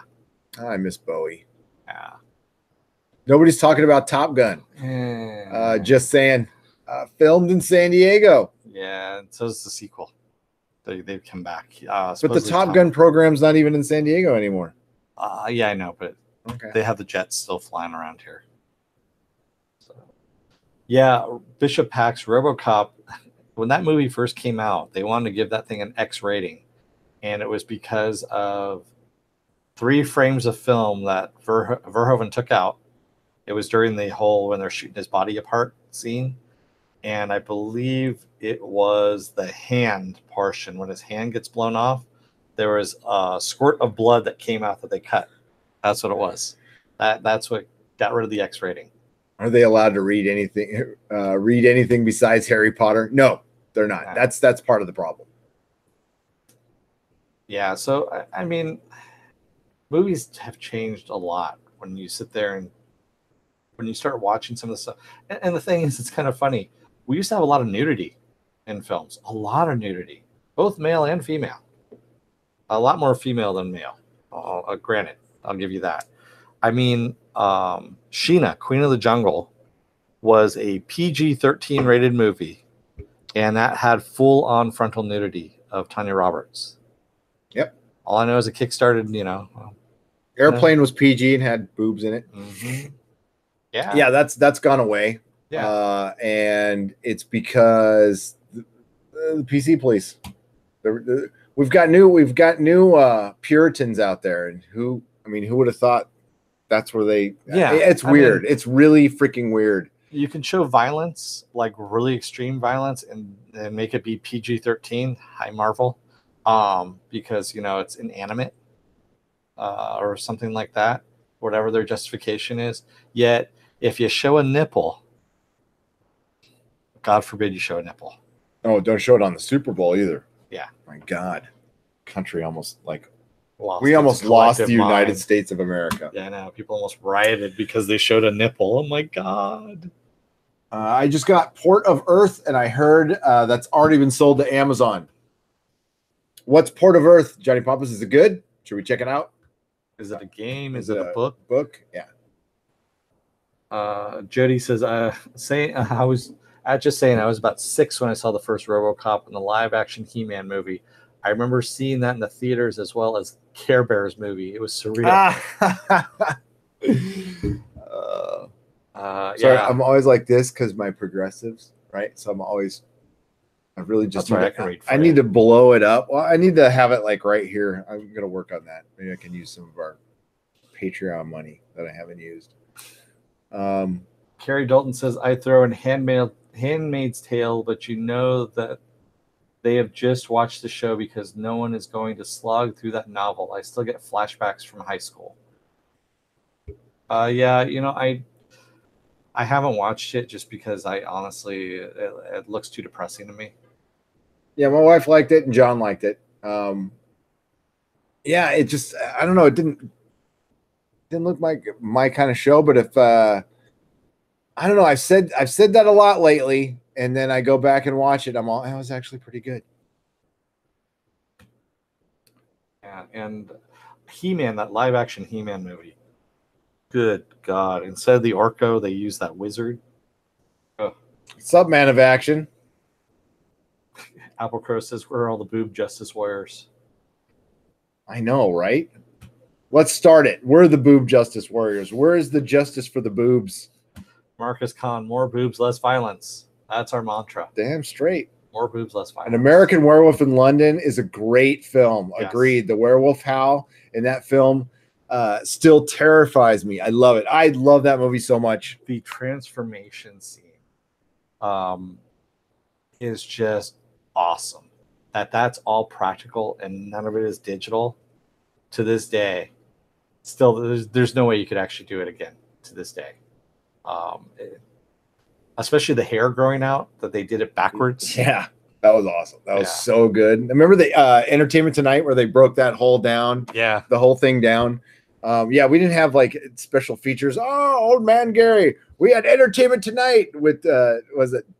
Oh my God, Daisy Fuentes. No. God, what was her name? There was Mark. Doug. Oh, Mary. Oh my God, I used to know their names. Mary Hartley or no. The very first, the guy with the perm. Oh, Mark Hendren or something like that. Yeah. Steve Ernest says, "Wow, I have to go watch Sheena again. I don't remember the nudity." She does full on frontal nudity, man. So she's coming out of the river, and all I can remember is young teenage me went, "Oh wow, okay, I'm suddenly interested in this movie." Because it was actually playing in a double feature. Remember double features? Remember that? Yes. Yeah. So you actually got in the theater still in the 80s double features where you can go in and pay for one movie and see two. All right, I'm going to see. And that was back in the day. So that's why, I'm keeping talking so you can actually see us. Ron Hendren. And I got that. Okay, who's Marjorie Wallace? I have no idea. She must have been Marjorie. Ron Hendren was the first one that I remember. Anyway, Nancy O'Dell. I remember Nancy O'Dell. No, it was Daisy something or other, Dixie or what the fuck? I don't know. Yeah, Ron Hendren and some other blonde lady. Mary Hart was after her. Yeah, Mary Hart was the longest running one. Dapper Crows, I've never been to a double feature aside from a friend's weekly movie nights.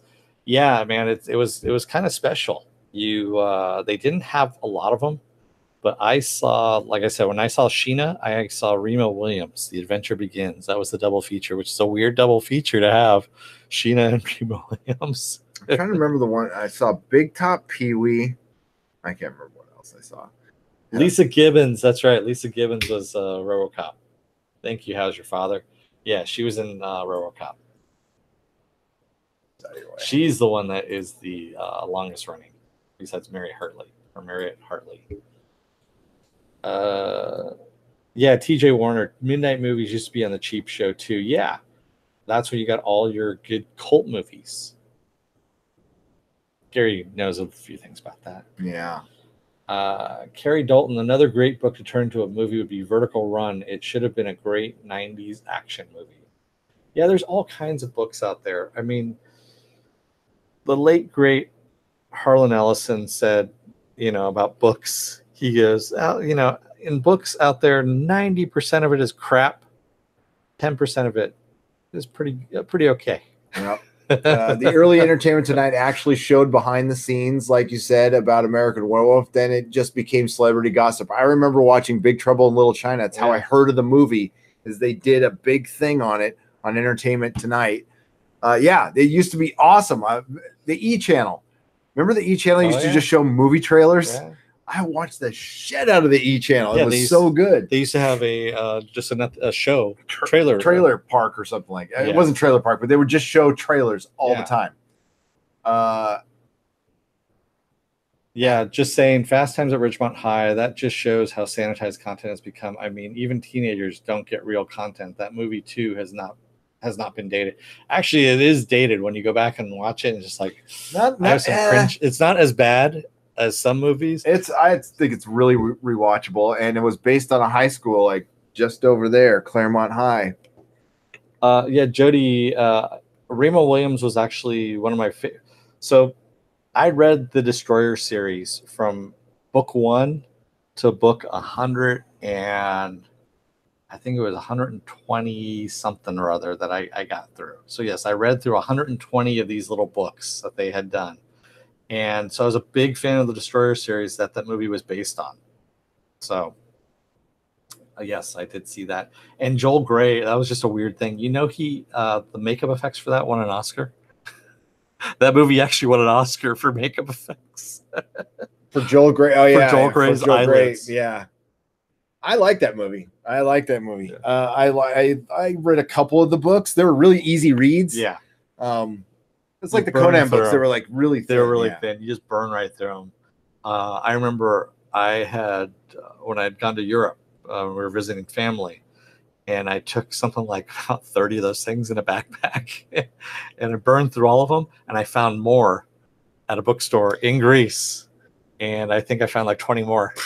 I want to read them again. Just talking about it, I want to read it. Talk Soup with John Henson was awesome. Yeah, I loved the original Talk Soup with, oh my God, Greg Kinnear? Greg Kinnear. Greg Kinnear was the first. Yeah.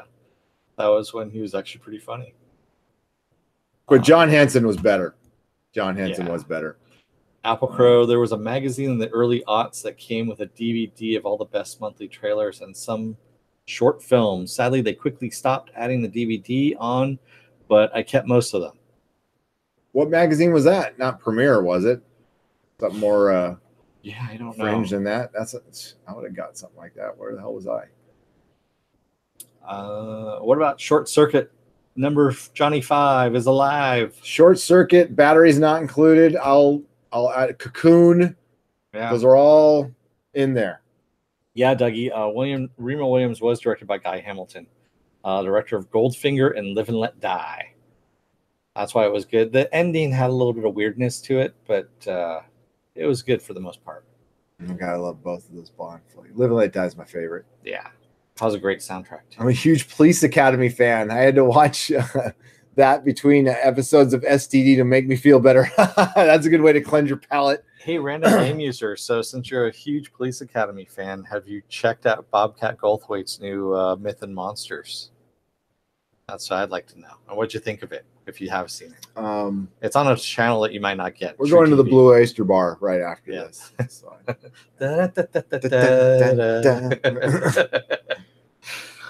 You know, that's weird that all this shit just comes right back. You know, all of a sudden I remember when MTV started showing TV shows. You're talking about music videos, but when they showed the Monkees and Monty Python, that was cool. I remember watching. God, they went on a Monkees bender for like. It was when wrestling started. They started showing it on MTV too, and they did the whole Lou Albano thing, and then they actually brought it back. Yeah, and then, my God, they showed Monkees episodes over and over again. Jody, yes, Kate Mulgrew was in Remo Williams. She was also Mrs. Columbo way back in the late 70s. So, Carrie Dalton, will they ever make a Travis McGee movie, criminally underrated mystery series that was out of print for a long time? Probably not, because no one it's a book. Reads books. If they make it a comic book, it might have a chance. Yeah. Good morning, Rubicon Alpha. How's it going? Good morning, evening, yes. Carrie Dalton at Johnny Papa's. Is Frank Cho going to be there? That's a good question. I like Starman better than E.T. as well. Yeah. Steve Ernst. Starman should have won the Oscar that year. Yep. No doubt about it. That's actually what Jeff Bridges should have gotten the Oscar for. If you go back and watch what he did, it's an amazing movie.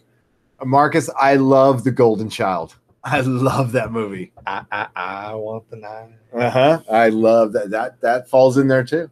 It does. Brother Numpsy. Eddie Murphy trying to get like a little fantasy. Yeah, it was cool. Yeah. I wish you would have done more stuff like that. Did I hear you guys say they were remaking The Navigator in a previous broadcast? I thought I heard that. I think so. I think we did mention that in one of our Friday night podcasts. We do a lot of news, so sometimes it goes past this Bishop Hex. So yeah. Apple Crow, E.T. scared the crap out of me as a kid. You know, believe it or not, out in the backyard out here, in the next door neighbors who are the couple that I was telling you about, they have a life-size ET in their backyard. You can see it from here. Yeah. They won't tomorrow. Okay, so we got to look that up. So give us a second here. Just talk away. It's a statue. It's really kind of funky. I wouldn't do that. I happened to look over and I was like, "What the is that? That's ET! Holy shit!" Yeah. Yes, I have a couple that live next door to me. They're a really nice couple, and there was a movie that was made about them in, I want to say, the late 70s, probably early 80s.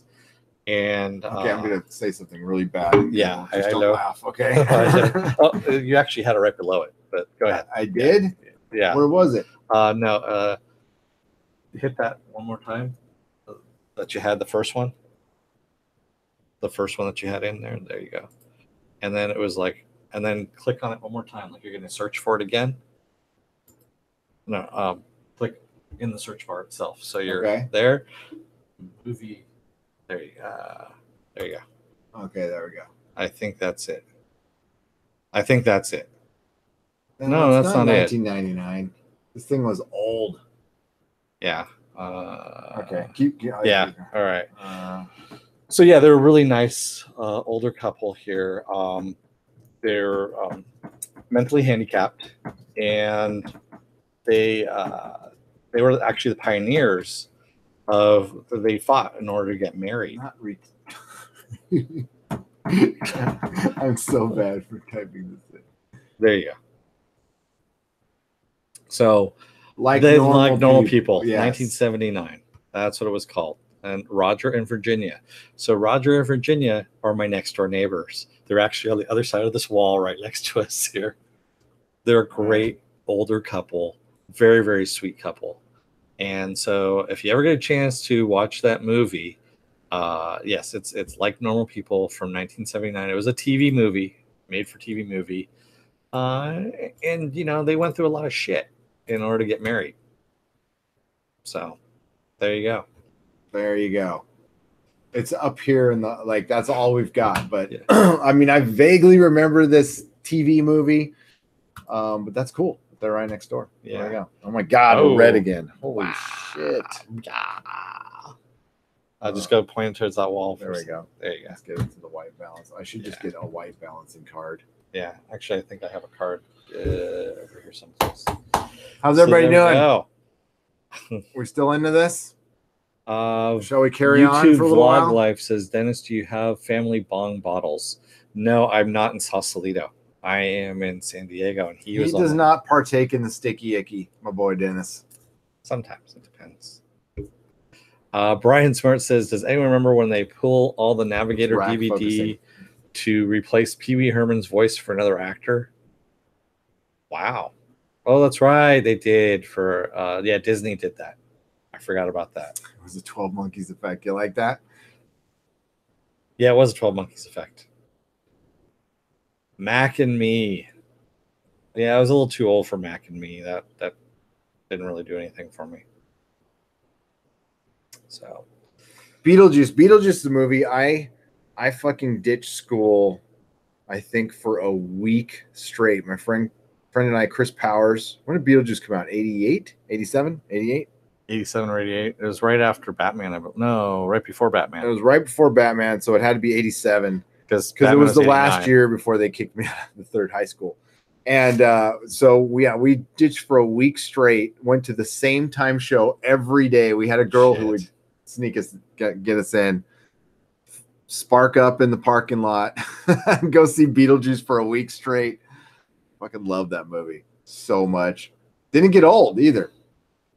Jody, yes, Kindred the Embrace, based on White Wolf's Vampire the Masquerade, a role-playing game. I actually played the card game that was also based on that game, and that's actually why I started watching the show, because it was like, whoa, that's actually kind of cool. They based this show on this game. It was really cool, and it had all the different factions. You had the Methuselahs, and you had the werewolves, the Lycans. You had all kinds of different vampires. It was very cool. All the different houses. And that was actually very, very cool. Now, Shadow, Paul Rubens got the shaft. I know it's a bad pun, but he did. He got fucked over for really stupid shit. Okay. Roman Polanski, Woody Allen, Paul Rubens. Who did the most offensive thing? Yeah. I'll just throw that out there. Okay. Leave Paul Rubens. I'm glad he got his, thanks to Tim Burton, his friend, who threw him in Batman Returns, which was a risky move back then. Yeah. And, it took him a while to get his career going again, but that's really fucked up what happened to him. I still like the MTV Movie Awards the year after he came back out, and he's like, hear any good jokes lately? Yep. Because there was a lot of Huey Herman jokes. Dude, the MTV Movie Awards used to be awesome. Yeah. I heard somebody talking about it was World Class Bullshitters. I can't remember. The Jack Black Spider-Man thing. Oh yeah, which was Sarah Michelle Gellar, right? Yeah, that was awesome. When he's doing the drawings, he's not gay enough. Not gay. Well, yeah, and then he's all squirting from his crotch. Yeah. And by the way, if you ever Pee-wee was framed. If you get a chance, go and take a look on YouTube. I believe it's up there. Look up William Shatner MTV Movie Awards, and there was one year that Dennis Miller hosted. This is before Dennis Miller got brain damage and is doing whatever he does now, when he was actually funny. And he hosted it. William Shatner did all the music intros for all the music that was the songs that were being nominated. And he did them all on tambourine, bongos, and xylophone. And he does You Could Be Mine, Guns N' Roses, You Could Be Mine. On the bongo, and it was so well done that people were putting lighters up in the air. Even Dennis Miller on stage puts up a lighter in the air. It's probably one of the best things you'll ever see. And William Shatner says he doesn't remember taping any of it because supposedly he got thrown from a horse and got hit in the head. Mm-hmm. So yeah, he said, "Oh, I don't know what you're talking about. I don't remember any of this." Yeah. We believe you. Hey, if Shat says it's real, it's real. Okay. And Paul Rubens was awesome. Loved fucking big Pee-wee's Big Adventures. It's another great one. I mean, the 80s were kind of unbeatable for movies. Yeah. Trying to compare it to the 90s. There's some really, really, really good movies from the 90s. But it's not the same. Yeah. It's not the same. There was, I don't know, things were more fun, I guess. I mean, the 70s were a really serious, dark-ass time for movies. Yeah. So we did get, as far as technically and story, there's better movies for, I guess, for Godfather, critics. Jaws. But 80s, for my money, it was way more popcorn and bubblegum. Yeah. Sorry, I've been driving all day, folks. I'm kind of dragging. I would much rather see Big Trouble in Little China than anything, to be honest with you. They need to revisit that. That's what's been missing from sci-fi. So much sci-fi that's why people really gravitated to The Fifth Element when it came out. Yeah, it was like the first sci-fi in a long time that was actually good and fun. That's all you need to do is just have some fucking fun. It doesn't need to be serious. You don't need to shoehorn in every political, whatever. Or it's like shit that's happening today. The planet they land on is a desert planet. Yeah. And everybody's in rags and it's post-apocalyptic. It's like, show me a fucking city with flying taxis and, take our world, amp it up 100 times. Exactly. It doesn't need to be all gloom and doom. Nope. I know people hated Valerian, but it was a pretty movie. It was pretty. It was kind of empty. That was the only thing. Clint Eastwood's Firefox. God, Yes! Raymond, that movie. I forgot about Firefox. I remember that movie just being dull, and it wasn't. I actually read the book, to tell you the truth. Oh, we got a little. There we go. Maybe not. So, yeah, that movie wasn't until the last like 10 minutes, 15 minutes so of the movie that were really good, but the rest of it leading up to it was just, oof, man. I watched it once. I don't know. What did you guys think of it? I thought it was okay. But I kind of thought, I wasn't a critic back there when I was 12. I was just like, Clint Eastwood's flying a plane. Cool. Yeah. But it's Dirty Harry. He's flying a plane. He's going to kill all the hippies. 48 Hours came out in 82 as well. Yeah. Yeah. Doug, that's in my top 10. That still has Walter Hill. Yeah. That still has one of my favorite scenes in it. Because, hey, can you tell me a story? Fuck you. That's my favorite. Kate's. That's a great movie, man. Yeah, see, I want to go watch some of these movies now. I know. So, Kerry Dalton, at Man of Action, really loved the first season. I've been in and out, need to catch up. But James, they're talking about not Person of Interest. God, I can't remember what it's called now. They have it scrolled. Yeah, it's up there. So, but yeah, James Spader. I watched the first season of that show too, and I can't remember what it's called now, but I didn't get into it all that much.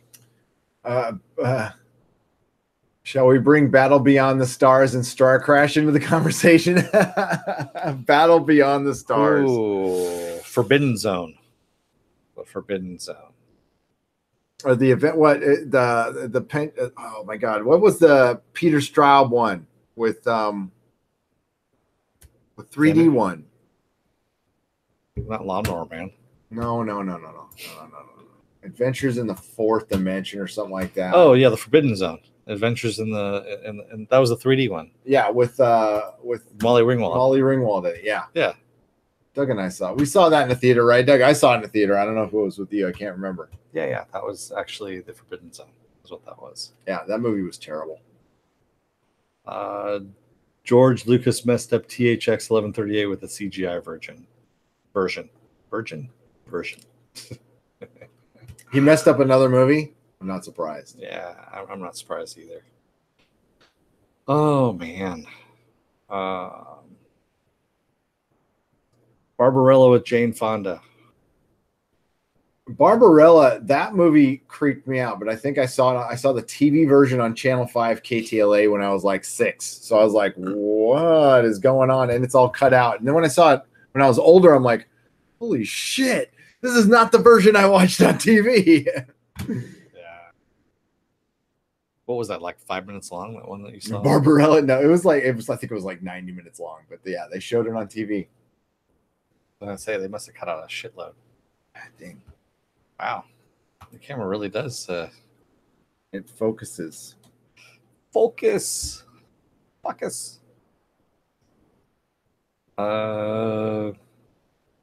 Yeah, keep going down a little bit. The Last Starfighter. I knew someone was going to bring this up. Brian Smart, The Last Starfighter, which supposedly they've been talking about doing a sequel to, which I think would be awesome if they did a sequel to it.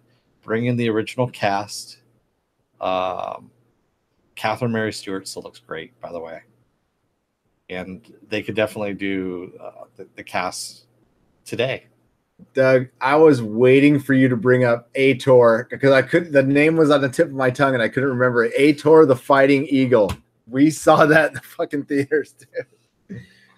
Oh, you guys probably are like, what the hell are you talking about? Ator the Fighting Eagle. I remember Ator. And yes, Kerry Dalton, Beastmaster was in the 80s. Ator the Fighting Eagle. I remember It's a good poster. Yeah. I got to give it the decent poster. Yeah, that was just a horrible, horrible movie. If it looked anything like that poster, I'd be down. Yeah. But it didn't. Didn't look anything like that. No.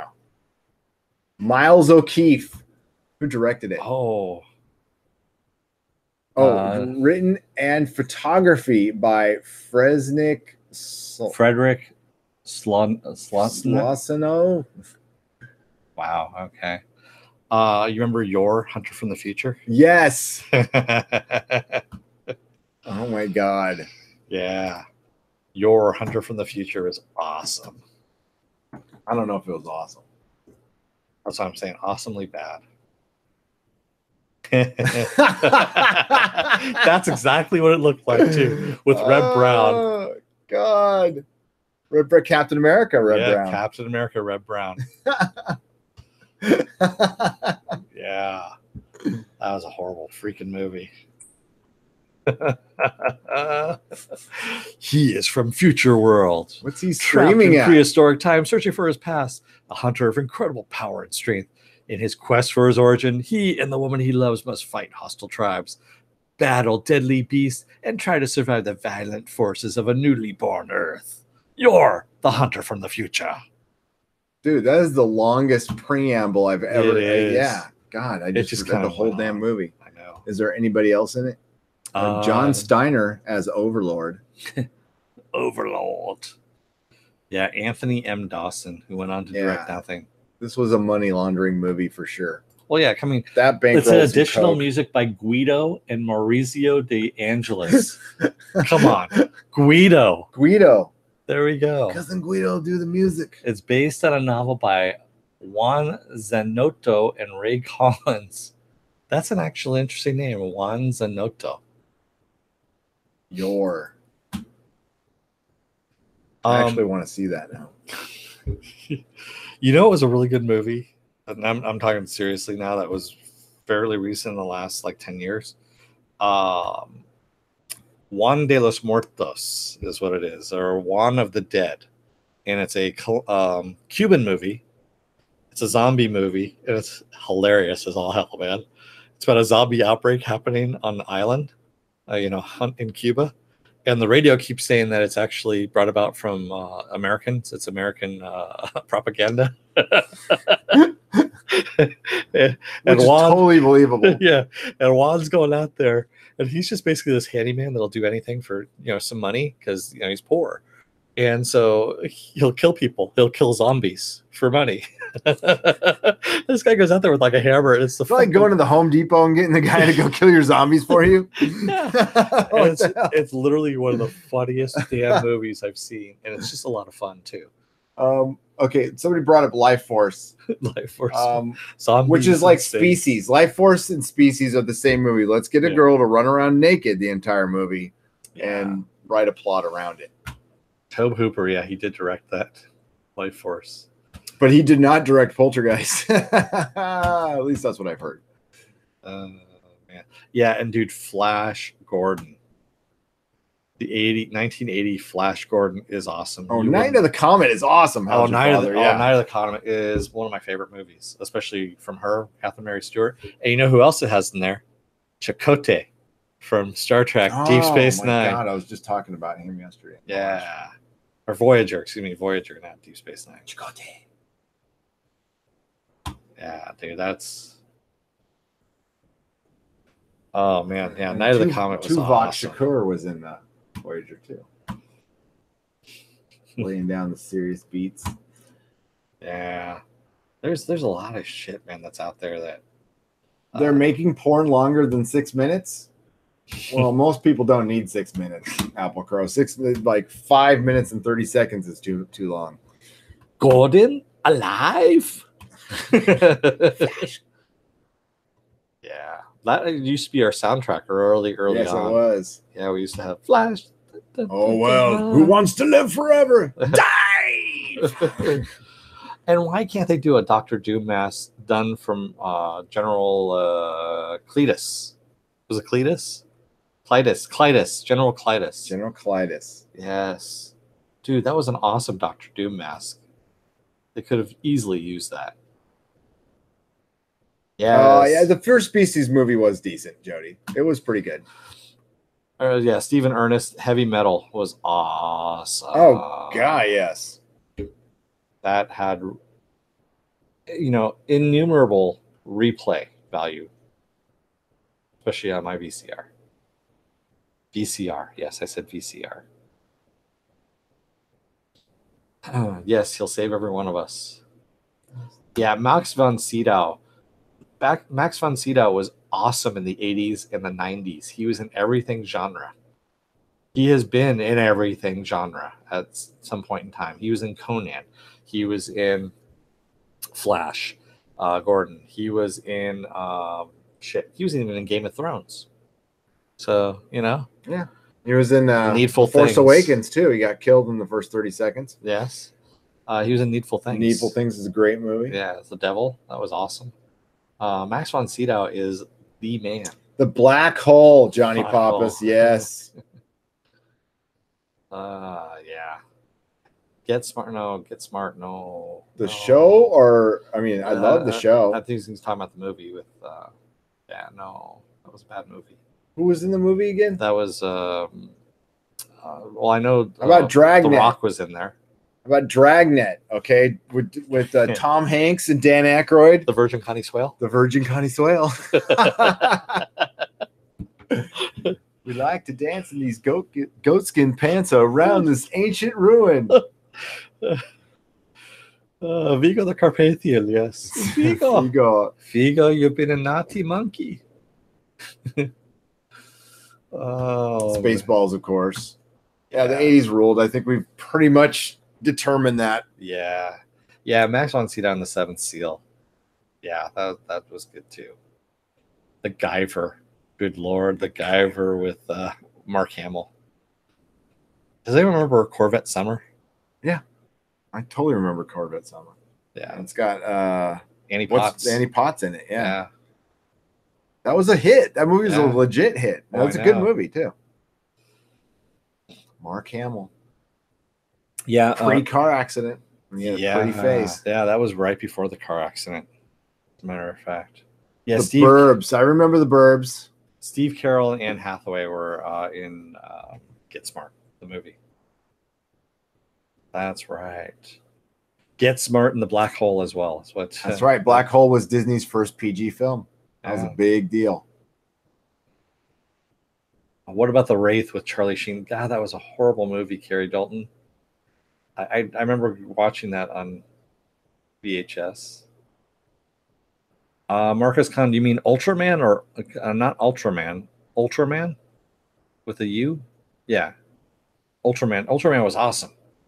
Dude, that was stuff, Japanese stuff from the 70s, 60s and the 70s. And yes, Howard the Duck, even though it gets maligned, I still like that movie. It's a bad movie, but it's terrible. But I love that movie. It's really terrible. Yes, it is. Just saying, okay, to Dennis's point, what is fun to watch right now that isn't Marvel? That isn't Marvel. That's a movie? That's a movie right now. John Wick. John Wick is awesome. Yeah, if you want to have a lot of fun, that's a good one. I'm trying to think. I'd have to go over and take a look at my list to think of like movies I've gone to that aren't Marvel movies. It's very short. Actually, believe it or not, American Ultra was a good movie with Jesse Eisenberg. Like kind of like Manchurian Candidate, only really like it's almost like John Wick in a way. And Brian Smart says at Nerdrotic, casting for new Flash Gordon, I nominate Dennis for the role of Ming. Ha! I don't know if Gets his ring. I wish they would do a Flash Gordon, but they would have to do it like Flash Gordon. Don't modernize it, Game of Thrones it. I mean, if you want to put it in a time period, put it in the 30s or 40s. Yeah. But make a Flash Gordon. Yeah. And yeah, but Bad Bunny Wick 3 is in the works. They actually just released some footage on Twitter today of Keanu Reeves riding a horse down the streets in New York City, like full blast on the horse, which is kind of cool. Zombieland 2 is coming. They'll get the full cast back too. Yeah. Hey, and Jim Jarmusch is doing a zombie comedy called The Dead Don't Die, and it's going to have Bill Murray in it. So there you go. And yes, he did smoke so much pot. Yes. Jesse Eisenberg. in that movie. You know, that movie got a really bad reputation for some reason, but it's actually fairly good. Oh, Filmation Flash Gordon is streaming on Amazon. There's too much shit to watch. Yeah. Yeah, there is way too much shit to watch. Jody says, Dennis, is that based on the MK Ultra project from back? Yes, it is. So it's him and Kristen Stewart, if I remember correctly, is the other person in there. And they are stoners who are brainwashed to become like killing agents when they get triggered. And they do get triggered at one point. And it's actually pretty damn funny. It's very disgustingly gory as well at the same time. But yeah, it's pretty damn funny. And yes, it is a stoner comedy, but it also does the whole, ultra violence as well. Brian Smart, George R. Martin wrote some Max Headrooms. They just recently did a viewing at his theater in New Mexico. Yeah, Carrie Dalton. Yeah, the best thing about the Wick movies is Keanu being competent enough to have good enough gun skills to do most of the action scenes. Yeah.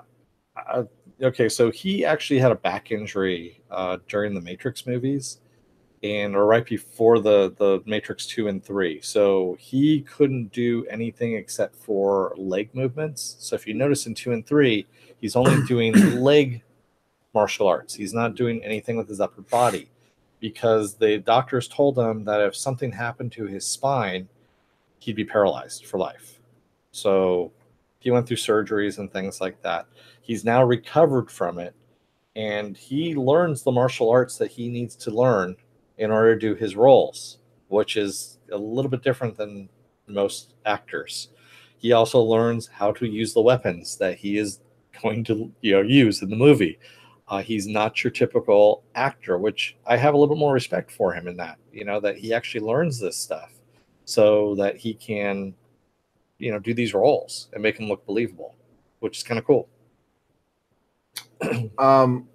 I'm with you, Carrie. I don't want. He's talking about leaving Max Headroom alone. I called for that yesterday on the live stream. I want a 10-year moratorium on fucking redoing anything. Nobody's allowed to redo anything. We need new shit. You can mine from a book, you can mine from a comic, or make your own script, for Christ's sake. No more remaking stuff. For a decade, give us a goddamn break. George R. Martin is great at everything except finishing his goddamn book. You're right there. I'm not going to argue with you. Yeah, he did do, Jody, he did do the Beauty and the Beast, Linda Hamilton, Ron Perlman show from the 80s. Who, George R. Martin? Yeah. Yes, he did. He also did The Twilight Zone back in the 80s. Mm-hmm. Wrote some of those, which was a great show. Bad Bunny's been watching season 3 of Expanse now. Got something interesting to comment on in tomorrow's show. Cool. Save it. It might be an hour or two later, depending on when I get checked into the hotel, but I will keep you all posted on that. But it is happening. We are absolutely doing the book review tomorrow. I'm ready. So ready.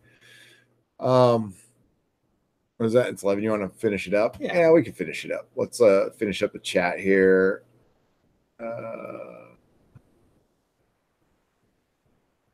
How about some goddamn BPRD, right? Yeah. Maybe that's the shirts we should have worn. Just walked around con and just, how about some fucking BPRD? How is that not a show? Yeah. Yeah, Jody, Keanu Reeves does take the subway and gives away a lot of his earnings to charity. He's just a normal, everyday, average guy, man. He's actually a nice guy. Okay, John Wick is, not taking away from John Wick. John Wick is a fine action movie. It's wonderful, but it's also if you guys watched Eddie Murphy, I believe it's Raw, where he talks about, the Ritz cracker, man who's starving to death, and the Ritz cracker is like the greatest thing you've ever tasted. Not saying the Ritz cracker's bad. It's just we haven't had a straight up action movie with the man's man in the lead in how fucking long? Like, do we even have like a man's man leading man now? Like Chris Pratt is the A-list. Yeah. And that's not it's not he's a beta male or anything like that, but he's not a man's man. Look at the cast of Predator. I'm just saying it's okay to mix it up. It's okay to have all kinds, but the one thing we are missing is like straight up good action flick.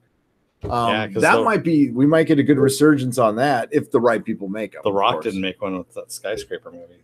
That tanked big time. Yeah, The Rock. I don't understand. The Rock should be the new Arnold, and he's not.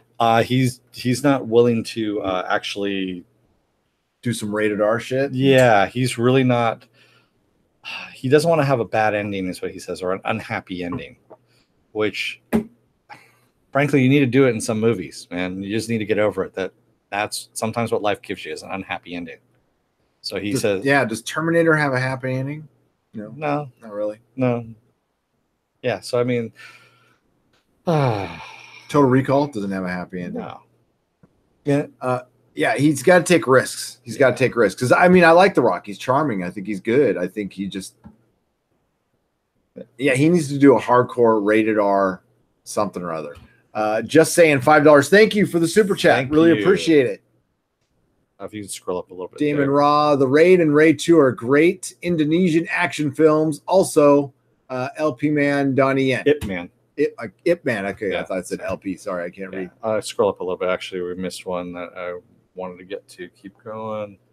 There we go. Brian Smart, what are your thoughts on the Bill and Ted's Excellent Adventure 3? Bill and Ted Face the Music. Supposedly it's not happening, according to Keanu Reeves, because of some issues that are happening. So it might not happen. I'd like to see it, but now I don't know what's happening with it. I'm kind of disappointed by it. Raid is great, but Dread was better. Sorry to say this, Apple Crow. Even though Raid came out first? Actually, the people in the Raid started making their movie after Dread was already in production, and the people that made the Raid actually visited the set of Dread. There you go. And Dread is better anyway. Yes. Being first doesn't necessarily mean being the best. Anyway. Because you come out first doesn't mean you were actually first. Free the Nipple Rock. Free the Nipple Rock. From Bad Bunny. Rock is overcast in too many bullshit movies. He loses credibility, and some of this bullshit he is in, right? And also, I heard he's a complete a-hole. That's kind of the word on the street. I don't know if that's true or not, but him and Tyrese were in a little beef. Yeah, Tyrese. That's all I'm gonna say. I like Tyrese. He was nice to me. I didn't say Raid was better than Dread. He didn't say Raid was better than Dread. No, I'm just saying. I didn't say that you said Raid was better than Dread. I just said Dread was better than Raid. That's all I was saying. Dread is the best movie ever made, period. Yes. And, by the way, Duncan Jones, by the way, the guy who did Moon, great movie, just said that he's going to do Rogue Trooper for 2000 AD. He's making that movie. Okay.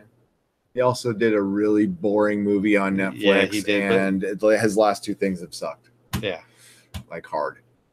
So, I don't know, man.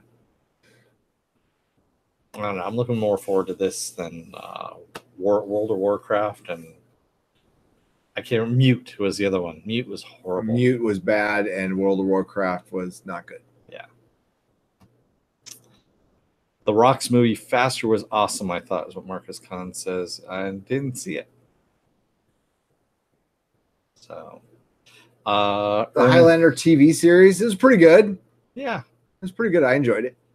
Yeah, it got a little bit, weird near the last season and a half, something like that. Yeah, just saying, he goes, I just laughed that people didn't know Paul Verhoeven's work by 1998. Yeah, if you didn't know Paul Verhoeven kind of has a certain stamp on his movies. That's all I'm going to say. Raid isn't a fan of the insects. Aha! Bad Bunny. Mute was hard to watch. It was Rubicon Alpha. I had a hard time getting through that. Yeah. Just saying, they aren't making another World of Warcraft movie, are they? Oh God, please no. Please God, no. No, they're not.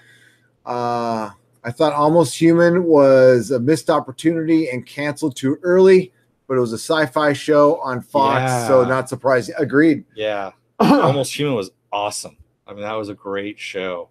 And I'm hoping they're talking about this the Dread TV show, And supposedly, if they do a good enough casting on or good enough script, Urbane is talking about coming back and reprising the role for the TV show. Who's going to have it though? That's the question. I think they said it's either Netflix or Amazon, if I remember correctly. If it's Netflix, then it's on. Imagine if aliens, Port of Earth. Imagine if aliens came to Earth, not in war or peace, but with a business deal. Oh, that's awesome. Open up a spaceport here on Earth in exchange for advanced technology. I like that. I definitely want to check that out. That's cool. But when our alien visitors break port restrictions and wreak havoc in our cities, it falls to the newly formed Earth security agents to hunt down and safely deport the dangerous rogue aliens back. Well, interesting. I like that. So they're kind of like a TSA for aliens. Not TSA or alcohol, firearms, and tobacco, or Border Patrol. Border Patrol. Yeah, Border Patrol. La migra. La migra. It's gonna be cops, but with aliens. I just hit my foot right into that chair. Nice. Gary and Dennis, unless they make the movie about Arthas Menethil. so, and actually focus on the character and narrative, I hope they don't do another Warcraft movie. I don't know who that character is, who but I'll it agree with you, is. Jody. I trust you, Jody. Yeah. The only thing I know about World of Warcraft is the South Park episode. Dougie J, produced and created by Buck Henry. What was? There's a lot of things that were produced and created by Buck Henry. Judge Death. Yeah, Judge Death needs to be in the next movie. That's what they need to do. That there isn't a sequel to that movie is just fucking criminal. Really, it is. Throwing this out there, best TV show on right now is Live PD.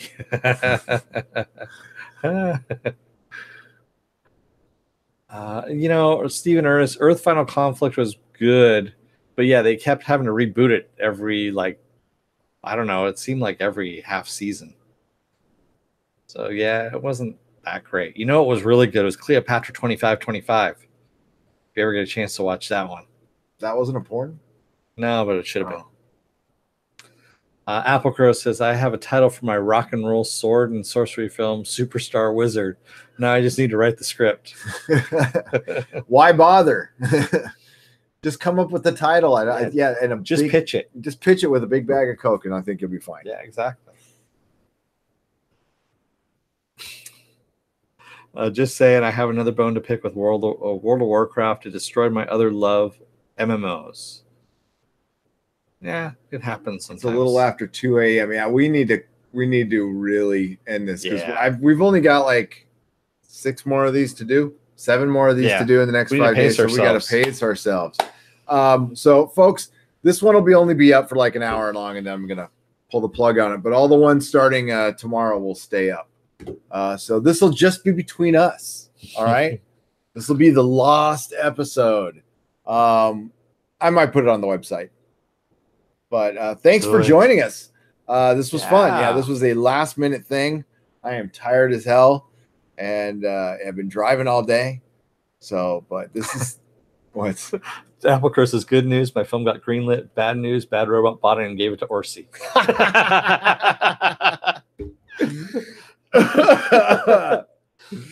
pretty funny. Could have been worse, the Apple Crow. They could have given it to Fuller.